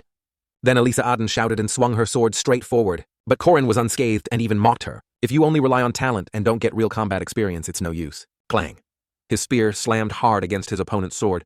This move was meant to suppress the opponent's momentum. Then he used his strength to push Elisa Aiden's sword straight to the ground and stabbed directly. He looked at his opponent like a juicy piece of prey. Elisa Aiden was stunned, sweat pouring down like a shower. What? Watching Corin's movements and attacks left Elisa Aiden astonished. Combining 3 basic moves into an effective attack that's also a sharp counterattack is the extreme spear. As soon as she thought of that, she was knocked back by him. Corin knew no mercy, unleashing a powerful move.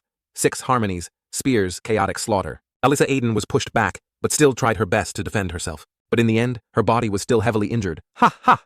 Luckily, I managed to use my power in time to block the attack, otherwise my life would have been in danger. Her expression turned grim. Elisa Aiden gritted her teeth in pain. Even though he's not overwhelmingly strong or incredibly fast, the level of perfection in each of his techniques is extraordinary. What the hell is he? Looking at the spirited Corin above, she had to ask herself, is this a 5th level knight? I've been completely defeated. He mercilessly took the armbands. I'll put this to good use. Suddenly, a loud voice echoed from behind, dust flying everywhere. This is a total scam. Corin turned around, wondering, what's that sound? Suddenly, a large sword lunged forward, intending to stab Corin. He frowned and struggled to block it. So heavy. This is a sword made of Balark iron, with 4 times the density of steel combined with auxiliary magic. It's an effective magic sword for fighting large monsters. Being attacked by this is really hard to block. Someone's voice exclaimed in admiration. What, you blocked the great iron sword? You're no joke. Dronworski caught his sword and then made a demand. That armband, put it down and disappear. 5th level. Seeing his opponent's annoyance, Corin thought, I'm screwed. I think this is Dronworski. I really don't want to mess with him at all. Seeing the number of enemies lying defeated at Dronworski's feet made Corin even more wary. Despite his overwhelming record of fighting dozens of enemies alone, without a scratch, that relaxed look proved he was definitely different from Elisa. So he had to choose the most practical and effective option. Well, there's no other way. It's come to this. Of the 36 stratagems, fleeing is the best. He scurried away, leaving the 2 behind. All right, fighting now is pointless. Dronworski saw this and froze, completely stunned. He never expected the main character to do that. Dronworski's legs slowly bent to gather momentum. The thing you're holding in your mouth. His eyes suddenly glowed red, full of terrifying killing intent. It's definitely blue, isn't it? Dronworski charged forward like a wild beast, throwing all his weapons at the 2 running figures. Corin shouted, Hey, has he gone crazy? Why is he like this? He's the type who doesn't do anything that doesn't earn him money. Elisa, why are you following me? Elisa. Aiden replied tearfully. Because I don't want to die either, and I don't know the way out. He thought seriously to himself. All right, no need to fight, as long as I can get away with this armband. That'll be enough. But just as he thought that, the scene that appeared before him made him freeze. It turned out to be Cranel Luden, standing there with a smug look, a giant earth monster behind him. Well, sorry about this. If you want to pass, you have to leave the armband behind. The person speaking was known as Cranel Luden, the first-year golem master. Elisa Aiden angrily cursed. You coward! I can't believe you're blocking the exit. Corin sighed wearily. Ha! We're in big trouble now! In front was Grenell, blocking his path. Behind was Drawn, charging forward, wanting to kill him. Korin tilted his head and thought to himself. While trying to avoid fighting others, I ended up facing two hotshots at the same time. This time, there's really no other way. Korin tilted his head and thought to himself. While trying to avoid fighting others, I ended up facing two hotshots at the same time. This time, there's really no other way. Korin calmly replied, if this fight is unavoidable, then I have no choice but to face it. The three of them immediately rushed at each other, starting a fierce battle. A short while later, as the sky began to darken, Korin gently knocked on the door of the house. A voice came from inside. Oh my, it seems the champion has arrived. May I ask who it is? With 3 pairs of armbands in his mouth, he said, I'm Korinlock. Can I choose an item now? The person inside the house came out with a bright smile, praising him. Oh my, you brought back a blue armband, what a wonderful student. He replied shyly and politely, it's nothing. I was just lucky the previous battle ended with the complete defeat of Cranel Luden and the helplessness of Dronworski. Alisa Aiden, who witnessed it all, couldn't help but be amazed and impressed. Amazing. Remembering Korin's every move and skillful technique made Alisa Aiden admire him even more. He slipped through the slashes of that great sword with his agility before the sword could unleash its full attacking power. After disarming his opponent, he plunged the sword deep into the ground, making it impossible for the opponent to retrieve his weapon. The swords he couldn't block, he dodged, then positioned himself so that those swords were aimed at the golems. With his quick reflexes, he swiftly hid behind Dron, using him as a shield against the golem's attacks. As a result, while Dron was blocking the golem, he attacked the golem's core and neutralized it. Right after that, Grenell was also defeated since he no longer had a golem to control. With his agility, judgment, and even determination, he showed that he was someone who had fought hundreds, thousands of times. Everything was decided in just a brief moment. Alisa. Auden still couldn't believe her eyes. That must be experience forged over a long period of time. He's so young. How can he be that good?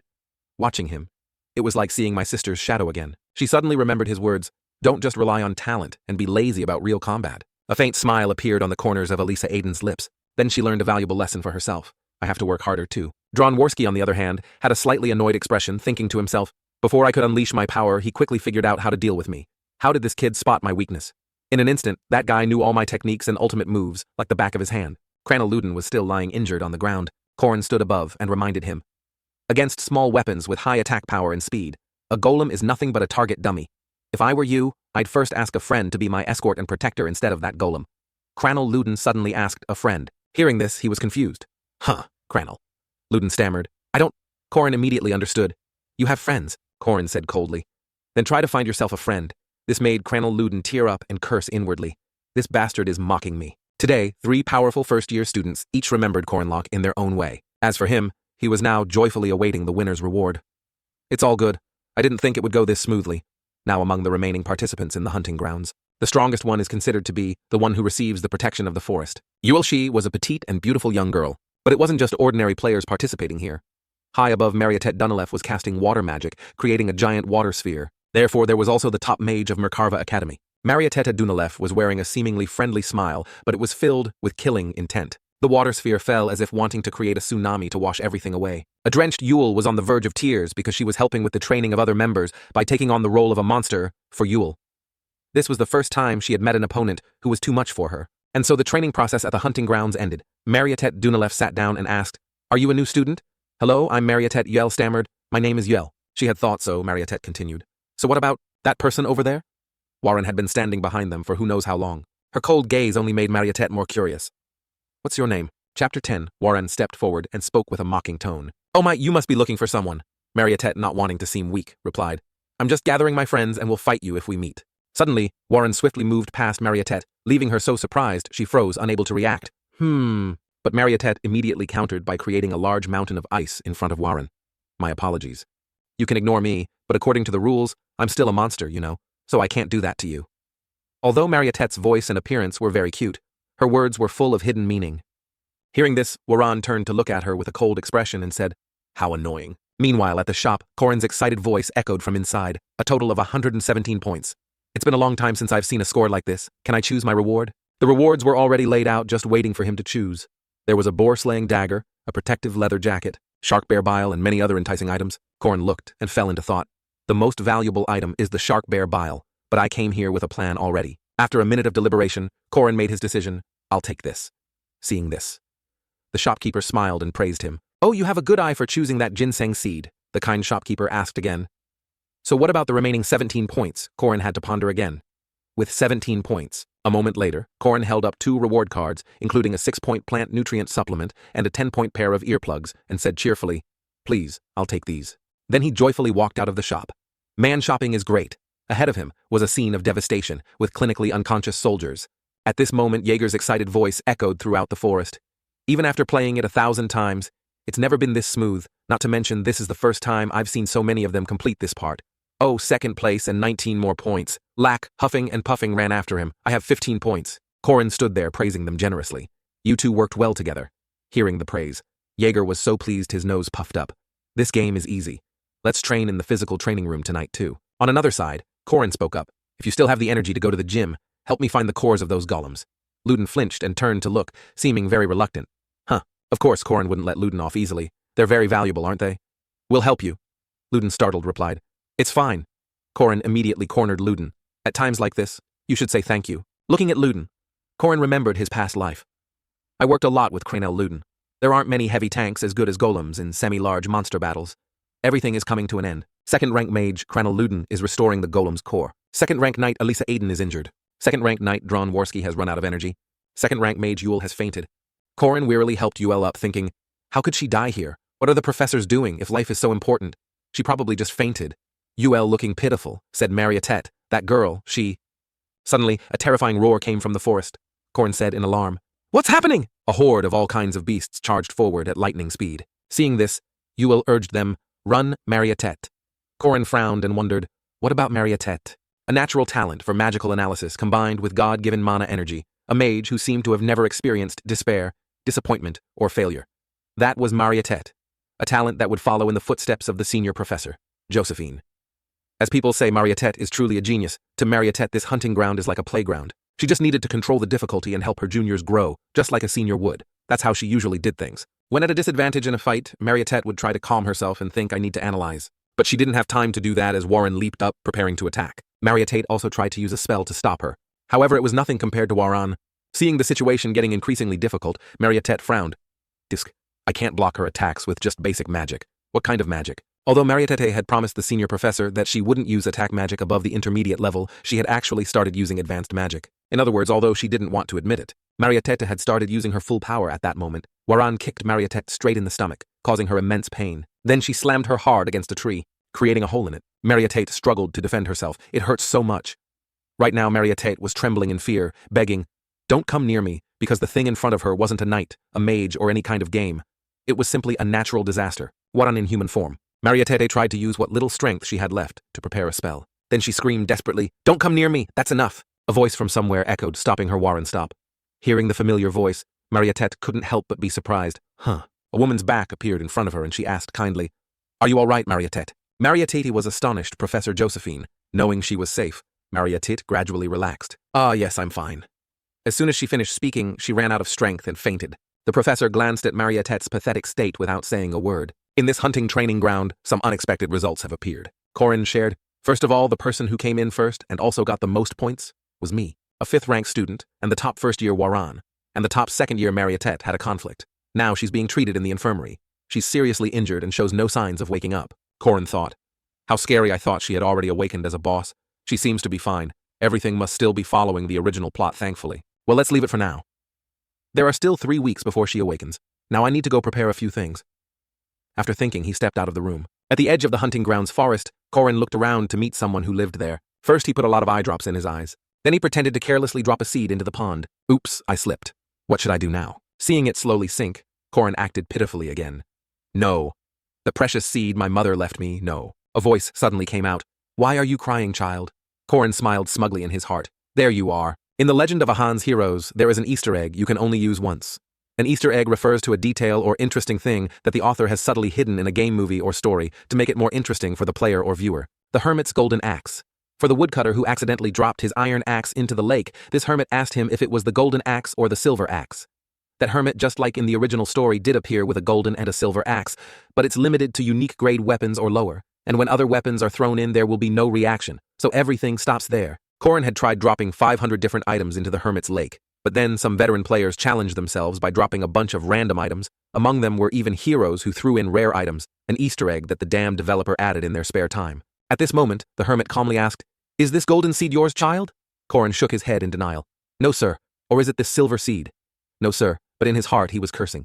What kind of madman would dare to drop a ginseng seed that they worked so hard to get in exchange for 100 points into the lake? Then the kind hermit said, "Ha ha, in that case, this must be your seed." Corin replied with tears streaming down his face.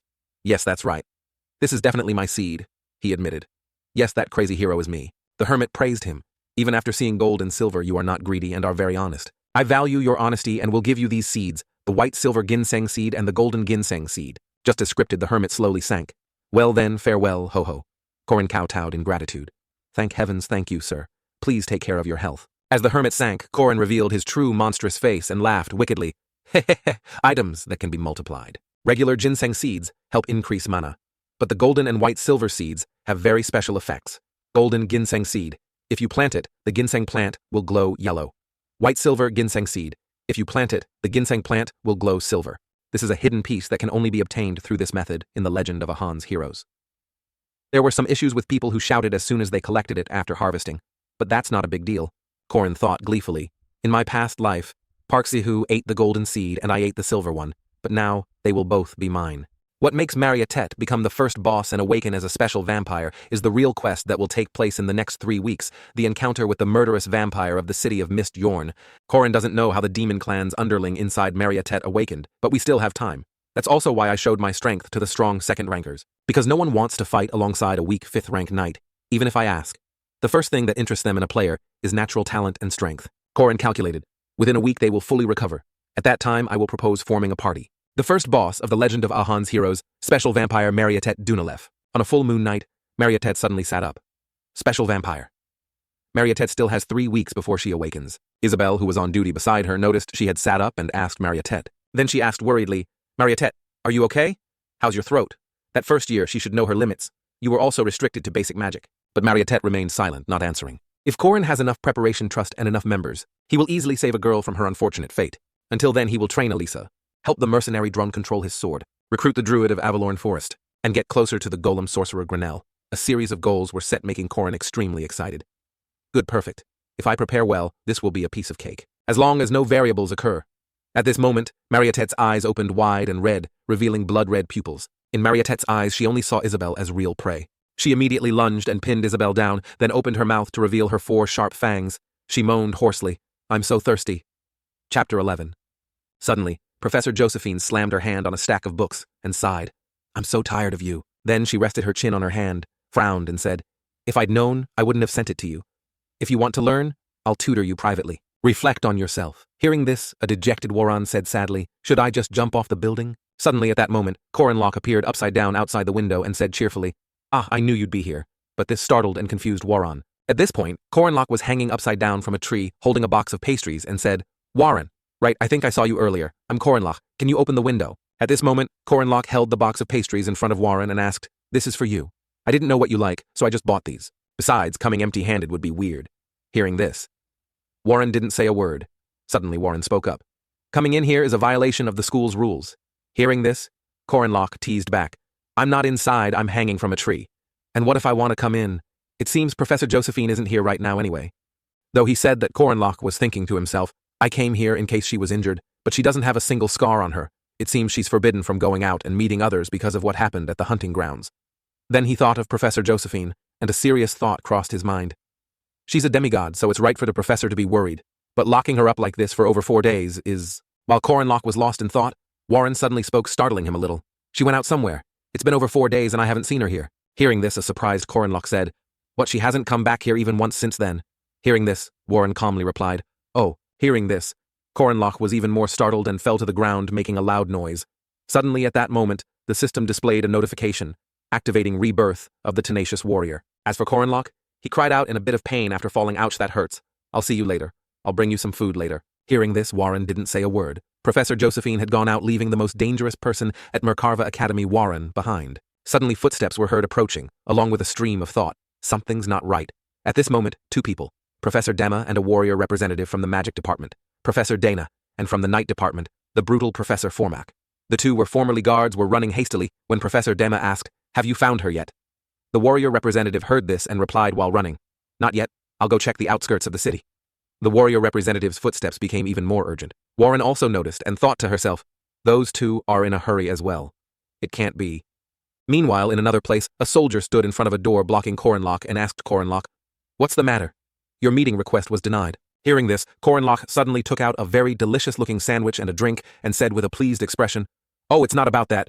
You're a third-level security guard. Kron, right? Professor Josephine told me to bring you food and drinks." Hearing this, Kron took the food from Korenlock's hand without any suspicion and said, "Really? She really knows how to care for her subordinates." Meanwhile, Korenlock was thinking to himself, "My request to see Marietete was denied. The person guarding Marietete, Isabelle, is missing, and they even stationed guards outside the infirmary. I felt something was strange from the beginning." At this moment, Kron, without suspicion, started eating the food with gusto. Meanwhile, Korenlock continued to observe and think. "The more I think about it, the more it seems my suspicions are correct." But suddenly, after taking a bite of the sandwich, Kron immediately clutched his stomach in pain, only able to stammer a few words. This made Korenlock a little happy as he said, "Oh my, what's wrong, sir? Are you having a stomachache? I think there's a restroom over there." Hearing this, Kron quickly ran off, but not without asking for a favor. "Can you stand guard for me for a bit? I need to use the restroom, but don't go inside." Hearing this, Korenlock waved his hand and replied, "Yes, sir. Take your time. I definitely won't go in there." After getting past one obstacle, Korenlock sighed to himself, but the thoughts kept swirling in Korenlock's head. There's no way that's happening, right? There's still a whole month left. It's still too early now. Please, I hope my suspicions are wrong. As he thought, Korenlock was clenching a piece of cloth in front of him. Then he flung open the cloth in front of him and called out Marietete. But it didn't seem to be the person Korenlock was looking for as he called out to the person in front of him. "Isabelle." Then with some disappointment he thought to himself, Marietete should be lying here. Why is it Isabelle now? Wasn't she missing? There's no doubt anymore. Then he looked at the neck of the person called Isabelle, saw 2 round marks as if she had been bitten and confirmed his thoughts. This is what the professors are trying to hide, Marietete. Looking at the person in front of him, Korenlock thought angrily, she has awakened as a vampire and become the final boss threat of Act 1. And besides that, then Korenlock sighed to himself, still holding the piece of cloth in his hand. Thoughts kept swirling in Korenlock's head. This is happening a full 3 weeks earlier than the original script. There is a 4-stage attack strategy to defeat the final boss of the first act. Then he thought about each stage one by one. Stage 1, quickly deal with the waves of monster attacks. Stage 2, trap her in magic circles. While in Stage 2, the person Korenlock was thinking of was imprisoned in an extremely dark and murky space. And after gaining the upper hand by dealing damage, Stage 3, we will directly confront the powerful enemy raging in the blood domain. At that moment, an image of Korenlock's enemy also appeared. When we defeat the enemy, it will transform into its final form, and the final stage will begin. At that point, the person Korenlock was thinking of seemed to have transformed into a true vampire. The core of this attack strategy is the final form, so maybe players aren't even needed. If the top names of the Academy's first year join forces, it won't be too difficult. As he thought this, Koren pictured his 4 friends. Then he thought with some regret to get to Stage 3. But at this point, Koren thought of the image of a tearful Elisa Aden, along with the image of a struggling Dronworski and Kranel Luden, and thought to himself, Elisa Aden is injured because of me. Dronworski's weapon was destroyed also because of me. And Kranel Luden's golem core was destroyed and hasn't recovered also because of me. Then he thought, blaming himself, have I completely crippled all the renowned first-year students? At this moment, Korenlock suddenly clutched his head, both shocked and angry, cursing to himself. This is not good. I'm so screwed. Suddenly, at this moment, the image of a demonic vampire that Korenlock was thinking of appeared, and he thought to himself. In the original version, after encountering the murderous vampire in the City of Mist, Marietete attacked her roommate and went on a rampage afterwards. In my past life, after that happened, the scene now shifts to a dark house. We were waiting for Marietete and Isabelle, who were in the dormitory below, to quickly resolve everything. The scene Korenlock remembered, then, was all 5 members of Koren's faction waiting for Marietete and Isabelle, but Park Si-hoo intentionally let Marietete escape. But thanks to me, everything is now a mess. Then he remembered the scene of Elisa being attacked and sent flying. Elisa had 8 broken bones. Grenel's golem was broken, so he was completely useless. The image of Grenel's broken golem was extremely disappointing. Suddenly, the image of Waran with her formidable power appeared, and he thought to himself, I did think of Waran, but I can't predict how the battle will change if she participates. So the scene shifts to a corner of the physical training room. At this moment, Korenlock said, here's the work registration certificate, mercenary. This mission is especially difficult. I need to find and capture this person alive. Hearing this, Dronworski frowned and said, are you crazy? The mercenary's principle is to only fight battles you're sure to win. Besides, you broke my sword, now I only have 2 left. But before he could finish, Korenlock cut in. The reward is 20 gold coins. If you still don't believe me, I'll leave this as collateral, 100% pure, no impurities. As he spoke, Korenlock introduced the soul dust card to Dronworski. Hearing this, Dronworski let out a sound interrupting Korenlock. At this moment, Dronworski suddenly frowned, realizing something, and said, you're a truly understanding boss. At this moment, the system suddenly displayed a notification, Dronworski has joined your party. Hearing this, Korenlock showed great excitement. The scene shifts to the library. At this moment, Korenlock opened a book on a shelf and quietly observed. Suddenly, while Korenlock was engrossed in his book, Yule approached and hesitantly spoke. How did you know? I thought all the records had burned to ashes with the forest. Hearing this, Corinlock also replied, I read about it in a book before. The alphabet you've been using is the Ogham alphabet, right? You're here to find it, aren't you? At this moment, Corinlock decisively closed the book and added, If you help me, I will teach you all of this magic. Hearing this, Ewell became cautious, frowned, and asked, Tell me what I have to do. Instantly, the system displayed a notification. Again, Druid Ewell has joined your party. Right after that was a very satisfied look from Corinlock. The scene shifts to the canteen. At this moment, Corinlock is trying to convince Locke and Jaeger, who are sitting in front of him. At this moment, Locke said, I'm forming a party. This mission will be difficult, the pay is low, and it's also very dangerous. There's a chance we'll have to face a particularly strong demon clan. Hearing this, Corinlock tried to persuade them, but if we succeed, we will gain honor and fame. Hearing this from Corinlock, Locke and Jaeger froze, stopping all their activities, which made Corin feel a bit awkward and think to himself, is it too difficult? Suddenly, at this moment, Jaeger and Locke both changed their attitudes and spoke in unison. That sounds so romantic. Let us have a spot in your party. Hearing this, Corinlock happily and generously said, Great. They're obsessed with romance. Right after that, the scene shifts to a forest. Corinlock is leading Locke, Jaeger, Ewell, and Dronworski. As he walked, Corinlock thought happily to himself, 1 sub-DPS, 1 healer plus the others is just enough power to get through stage 1. So we've met the minimum requirements. Then Corinlock smirked and said to himself, This is the best it can be for now. Suddenly, as he walked, Corinlock thought back to his meeting with Sihu, who had told him a few things. After that, she cried and ran into the forest. It took a lot of effort to find her. Who would have thought someone so strong would dig a tunnel in the forest and stay down there for a whole month? Thinking this, Corinlock's expression suddenly became resolute. He said she was hiding in the forest, and there's only one forest near Makarva Academy. A moment later, at the hunting grounds, one of the people with Corinlock asked, Is she really here, Marietette? At this moment, Dronworski said, Master, I know the mission's objective, but how do we find her? Hearing this, Corinlock also replied, If we search it might take years to find her. If you want to know, just go and ask. We'll find out one way or another. Don't worry. Right, hearing this, a slightly skeptical Ewell frowned and spoke up. Actually, what do you already know? As soon as she finished speaking, Ewell slammed her staff into the ground, creating a mystical green light along with her shout, Spirits, guide us to her. As she finished speaking, a green aura rose from the ground, enveloping Ewell's body, filling it with spiritual energy. Seeing this, Locke was extremely astonished, and let out a cry, while Jaeger gripped Locke's shoulder and said with great excitement, A whole swarm of spirits is gathering. As for Corinlock, seeing everyone's reactions, he thought to himself, Judging by their reactions, there must be countless spirits responding to Ewell's call. As for me, I can't see anything. Thinking this, Corinlock scratched his face and said, So have they found Marietette yet? Hearing this, Ewell, Locke, and Jaeger were all startled and stammered, Yes. So hearing this, a curious Corinlock asked again, What's wrong? What are you all looking at? Where is she? Hearing this, all three of them, Locke, Jaeger, and Ewell replied in unison, Right behind you. Hearing this, Corinlock reacted quickly, grabbing his staff and thrusting it at the monstrous creature that had appeared behind him. After just stabbing it from front to back, Corinlock turned and attacked a few more times, then cursed. Damn it, what the hell, where did it come from? But before he was done with the back, Dronworski shouted a warning. In front of you, there's a monster. At that moment, a horde of monsters appeared out of nowhere in front of Corinlock. Seeing this, both Locke and Jaeger were a little panicked and said in unison, Did Marietette turn into a monster? Hearing this, Corinlock dismissed their thoughts. No way that's happening. Without much thought, Locke joined in attacking the monster with spiritual power from his book with great difficulty. Jaeger didn't sit still either, getting excited by the monsters in front of him and laughing with delight. You dare to face me head on, Jaeger, and just when I needed to warm up. Seeing this, Corinlock sensed the situation was not good, and warned Jaeger, Don't charge forward. They'll surround you. But Jaeger continued to advance towards the horde of monsters, so Corinlock shouted loudly, Hey! At this point, the situation was extremely dire, making Corinlock a little worried as he gave an order. Take 3 steps back. Don't be hasty, just keep fighting, and their numbers will gradually decrease. Locke, you provide support from the back. Okay? Locke, who was at the back, heard this and replied, Got it. Corinlock didn't forget the others and instructed Ewell, You stay with Locke Drone.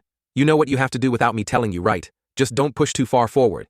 Hearing this, Ewell, who was in the middle of her task, also followed Corinlock's command. Seeing Corinlock's calm actions, Ewell praised him inwardly. Even though he was attacked unexpectedly, he doesn't seem surprised at all. Not only that he even laid out a reasonable plan and provided support, he's not just strong, he also has the experience of a captain and a strategist to command a team. At the same time, Corinlock and Dronworski joined forces, their swords working in unison to destroy the monsters. He's just like a commander, who would have thought he's only a 5th-level knight. There must be something wrong with the Academy's ranking exam. At this moment, Corinlock and his blade combined their strength, preparing to annihilate the entire horde of monsters. Suddenly, while lost in thought, Jaeger loudly called out to Ewell, snapping her out of it. Hey! I thought Marietette was supposed to be here. What's going on? I don't see her, only monsters. Hearing this, Ewell also stammered a reply. Well, I just followed what the spirits told me. At this moment, Locke seemed to have figured something out and said angrily, Is Mariette controlling them? Monsters don't hunt in packs like this, and they seem more aggressive than usual. While struggling to provide support, Locke also kept assessing the situation. But suddenly, Locke cut in. That's not it. Mariette isn't the one pulling the strings behind them.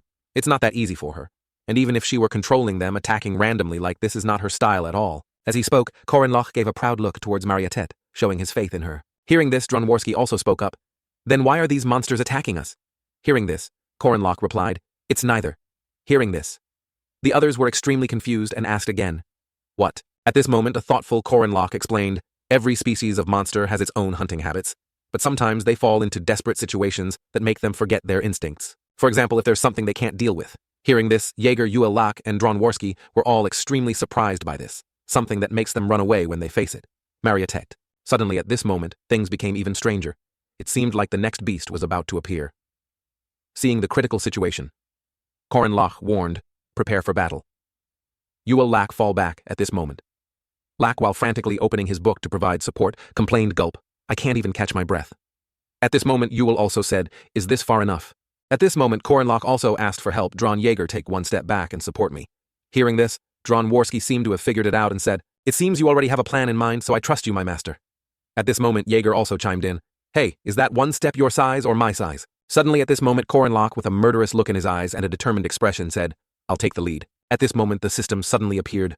Third precept, I will save the world. Mariette Dunelef, plus 50% to all stats. Hearing this, Locke gradually understood what was happening and thought to himself, Mariette's fate, her impact on this world. These backup parameters are surely based on the scale of her future impact on the world, not the events of Act 1. As he thought, Locke tightly gripped the blade in his hand. At this moment, the system displayed a notification again, I will save the world. Take the first step to save the world and stop Mariette Dunelef. This conflicts with the first precept, don't be indifferent to the misfortune of others. At the same time, Mariette's figure also appeared with her demonic appearance. At this moment, the system also displayed a final message. Save Mariette Dunelef, hero, Locke. Good luck. Suddenly at this moment, Mariette's demonic form suddenly started sobbing pitifully. Seeing this, a slightly worried said, she's crying. Hearing and seeing this, Dronworski was more clear-headed and warned them, it won't change anything. Just exterminate the demon clan. Suddenly at this moment, a sword lunged towards Mariette at extremely high speed. But suddenly Dronworski saw something that made him wide-eyed in astonishment. At this moment, the sword was blocked by a protective shield, preventing it from attacking Mariette Dunelef. Seeing this, they were all astonished and said in unison, what is that? I can't believe my great sword was blocked. Locke seemed to have realized it too and explained, that's a blood sphere, a creation born from a vampire's blood. I didn't think a newly awakened vampire could have a blood sphere with her. Seeing this, Locke turned around with an extremely determined look in his eyes and said, no need to be afraid, it was just born. It hasn't received her blood or magic yet. When it's not supplied with blood and magic from its master, it can't do anything but block attacks. Suddenly, Dronworski said, for a mage like me, facing an opponent with such defensive power is a big problem. Hearing this, Locke replied very calmly, it'll be fine, don't worry. Suddenly at this moment, Mariette's demonic form let out a loud shout and roared, get lost! Seeing this, Locke reminded everyone, it's a wide area magic attack. Seeing this, Locke called out, Yule. Hearing this, a very determined Yule started using her power and didn't forget to reply, I know. While Yule was summoning the power of her domain, Locke said with a very smug look, I don't know about other places, but this is a forest. This is my domain. As soon as he finished speaking, the power of the domain that Yule had created also formed a shield, protecting everyone instantly. At this moment, the system also displayed a notification. Attack speed increased. Soul protected from adverse effects. At this moment, Mariette Dunelef was blocked by the spirit shield wall created by Yule, which put Mariette in a difficult position. As for Yule, she struggled to resist and cried out. Seeing the situation, Jaeger asked with great worry, what if that defensive wall breaks? Hearing this, Locke chimed in, spit it out. What did you eat to say something like that? As for Yule, she was struggling so hard that she gritted her teeth and frowned, thinking to herself, just that one attack cost me half my mana to maintain the defense. The vampire's toxic hunting ground effect is affecting me, but I have to endure it to give everyone a chance to attack. At this moment, the shield wall seemed unable to withstand Mariette Dunelef's power from the outside and was about to shatter. At this moment, Locke also realized and asked Yule, you've reached your limit, haven't you? At this moment, Locke stood up as if to reassure everyone while Yule saw Locke and remembered. He promised he would defeat this vampire. At this moment in Locke's hand was a dagger. Locke, while appearing calm, chuckled and said, just hold on a little longer, I'll finish her in 5 moves. Hearing this, an almost exhausted Yule panted and said, can you really do it? Hearing this, Locke replied, creating a sense of reassurance for his team. Yeah, of course I can. At this moment, on Mariette Dunalef's side, she was also being restrained by some mystical power clutching her body in pain. At this moment, Corinlock was quietly observing everything to find a way. The battle with the vampire Mariette is divided into 4 stages. Stage 1, when the surrounding monsters attack the player party. Stage 2, after defeating the monsters, Mariette will fight by herself. You need to face her from stage 2 to stage 4 to see her strongest spells cast. At that point, Mariette suddenly becomes more frenzied and monstrous. In other words, before the final stage, she still hasn't used her full power. At that point, Mariette Dunalef seems to have become a true vampire. It's similar to the game and my past life. Thinking this, Corinlock held the blade in his hand, turned around, and gave instructions. Lak, you leave quickly, a little before Yule. You can only use basic magic about 2 more times, so take care of yourself. Hearing this, Lak was extremely surprised by Corin's calculation and said, "You even calculated that I understand." At this moment, Corinlock also praised Yule. Good job. Once you've used up all your mana, run as far as you can. Hearing this, Yule replied, "All right, I'll deal with it then, until now." Although the attack range was very wide, it wasn't lucky. The truly dangerous thing. Suddenly, while Corinlock was thinking, the shield wall could no longer withstand Mariette Dunalef's power from the outside and was about to shatter. At this moment, Mariette's power had also seeped through the cracks in the protective wall, making Corin think to himself, "It's the alchemy spell that will happen afterwards. She's coming." At this moment, Corinlock waited with a determined look for Mariette's appearance. Suddenly, at that moment, the alchemy freezing spell was also used by someone to break the shield wall. At this moment, the shield wall seemed to have been shattered by the alchemy freezing spell. This made everyone look up in astonishment and fear. At this moment, Jaeger cried out in fear.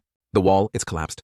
At the same time, Yule was relentlessly struggling, fighting back with prayers Mother Earth and the nutrients from plants and barley. "O gods and insects, let ashes cover the world." At the same time, sounds appeared, Sail Ipen, or Watstite. And then the light of Yuel's summoned spirits also appeared more clearly. At this moment, a gust of wind came from nowhere, making Yule also realize and think to herself, "The gods, they are responding. Although I was the one who wrote those ancient runes, only a pure-blooded druid can activate them." At this moment, Corinlock also thought to himself, although it's similar to ancient runes, it's a system language belonging to a different civilization. Suddenly, at this moment, roots and branches sprouted from the ground, shooting up with extremely fast speed. This made Corinlock also realize and think to himself, it's the secret languages you can only get after completing the storyline of Yule, who always strives to become an ancient forest mage, the mage of the ancient forest, nature's favorite child. The 1,000-year secret language only belongs to the people of the spirit-friendly clan.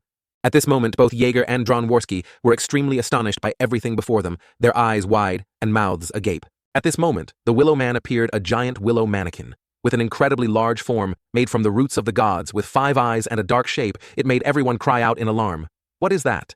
Seeing this, even Yule was no less astonished and exclaimed, "That ancient rune summoned this thing." Hearing the surprise from Yule, Corinlock chuckled to himself and thought, "That's right. I cheated a bit to help her summon this, but in this situation there's no other way." Thinking this, Corinlock called out Jaeger. "There's one owlbear still alive, throw it to the Willow Man, quick." Hearing this, a very surprised Jaeger asked back, "There's an owlbear still alive? Wow, you're amazing. There really is one left." Corin. Hearing the surprise from his teammate, Corinlock showed a very satisfied attitude. Then he said to himself, "I was prepared, even though they didn't notice while they were busy fighting." Thinking this, Corinlock gave an order. "Quick, throw it at the Willow Man's chest." Hearing this, Jaeger quickly acted and didn't forget to reply, "All right." Suddenly, at this moment, the owlbear was defeated in an instant. It created a huge explosion that blew the owlbear to pieces. By burning the sacrificial offering inside the Willow Man's chest, it acted as the energy for this mannequin's summoning magic to work. At this moment, the Willow Man also stood up, and the explosion had no effect on its neck. At the same time, everyone shouted in unison, ordering the Willow Man, "Go, Willow Man." Instantly, the Willow Man obeyed and charged forward, attacking relentlessly. This seemed to affect Yule as well, as she clutched her chest and moaned in pain. Corinlock also realized this and thought to himself, it seems to be too much for her. It's really difficult for her to withstand summoning magic like this for several minutes. Thinking this, Corinlock spoke with great determination to remind and encourage her. "Don't stop, Yule. If you stop, everyone will die." Hearing this, Yule seemed to be in so much pain. She was crying, but she still forced herself to say, "I know, I'll try." At this moment, the Willow Man stood in front of Mariette, which made Mariette let out a few disdainful cries, but it couldn't make Mariette's will to attack disappear. At this moment, Mariette let out a loud roar and at the same time shot out poisonous needles. Seeing the Willow Man being relentlessly attacked, her teammates worriedly asked Corin, "Is this okay?" Hearing this, Corinlock replied, reassuring everyone, "Don't worry." At this moment, Corinlock thought to himself, the Willow Man isn't a living thing, it's just a mannequin. A few holes in its body won't kill it. And theoretically, in a fight between fire and ice, there's no way fire can lose. Meanwhile, Jaeger and Dronworski were watching the battle with great suspense. That's what I thought. Suddenly at this moment, a poison blade shot out by Mariette was rushing towards the Willow Man at extremely high speed. This made Corinlock's eyes widen in astonishment, as he thought to himself that magic it extinguished the Willow Man's flame. Also, at that moment, the Willow Man suddenly collapsed, making everyone scatter in fear. As for Corinlock, he frowned and gritted his teeth, worrying to himself, conventional wisdom is being completely overturned. This is special difficulty, Manhwa Dunalef. Manhwa Dunalef at this moment seemed to have truly transformed into a demon with her murderous appearance. At this moment, Yuel was also heavily affected and collapsed to the ground, clutching her chest in pain and crying out. Seeing this, Corinlock said, Yuel, fall back. It's all right now. Hearing this, Yuel stammered and asked back, what? But at this moment, Corinlock chimed in, your mana is gone, being here now won't change anything. Hearing this, Yuel also understood the situation, said so, and quickly left the scene. I understand, I'm retreating first. Seeing this, Jaeger asked with some worry, hey, can we do this on our own, Corin? At this moment, Corinlock also explained the situation to his teammates. Manhwa has used all her wide area attacks. Now her magic has weakened. Do you guys know what that means? Hearing this, Jaeger asked back, puzzled, what? It's our time to strike. Suddenly at this moment, Corinlock charged forward like a beast with a very pleased expression, which made Jaeger and Dronwarski a little scared as they called out, hey, wait a minute. Right after that, both Jaeger and Dronwarski also quickly followed. At this moment, the three of them were facing the true demon Manhwa, who was relentlessly shooting out poison needles. At this moment, Dronwarski also quickly used his move, Link Accelerate, and then immediately counterattacked, but it failed. This made Dron a little annoyed and he cursed a few words. Damn it, this blood sphere is really tough. Suddenly, at this moment, Jaeger appeared from the sky with a very determined shout. I'm here, eat. This instantly Jaeger landed an attack on Manhwa, creating a blinding flash of light. As for Corinlock, he also realized and was very pleased, chuckling to himself and saying, that's Jaeger's special attack. Destructive piling. The damage the opponent takes will be stacked multiple times. He's really useful. I'm glad I called him to join the team. At this moment, after finishing his attack, Jaeger was very smug, chuckling to himself and saying, I've broken. You idiot, watch out right after praising him. Suddenly at this moment, Manhwa activated Stage 3, with her eyes glowing crimson like fresh blood. Instantly, Stage 3 appeared Blood Domain. At this moment, the scene suddenly created a deafening explosion. At this moment, the blades, swords, and maces of Corinlock's teammates also suddenly fell freely with no one holding them. At this moment, Corinlock was also trying to resist the situation. But it seemed Corinlock also realized the current situation and thought coldly to himself, we're trapped in this barrier. As soon as the blood sphere was broken, it activated a trap, and now we're stuck in it. The warm sunlight seeped through the window, a gentle breeze making the curtains flutter lightly. In the slightly warm, sunny room, a young man sat dazedly alone on the bed. The young man's eyes suddenly opened with vigilance, letting out a soft sound.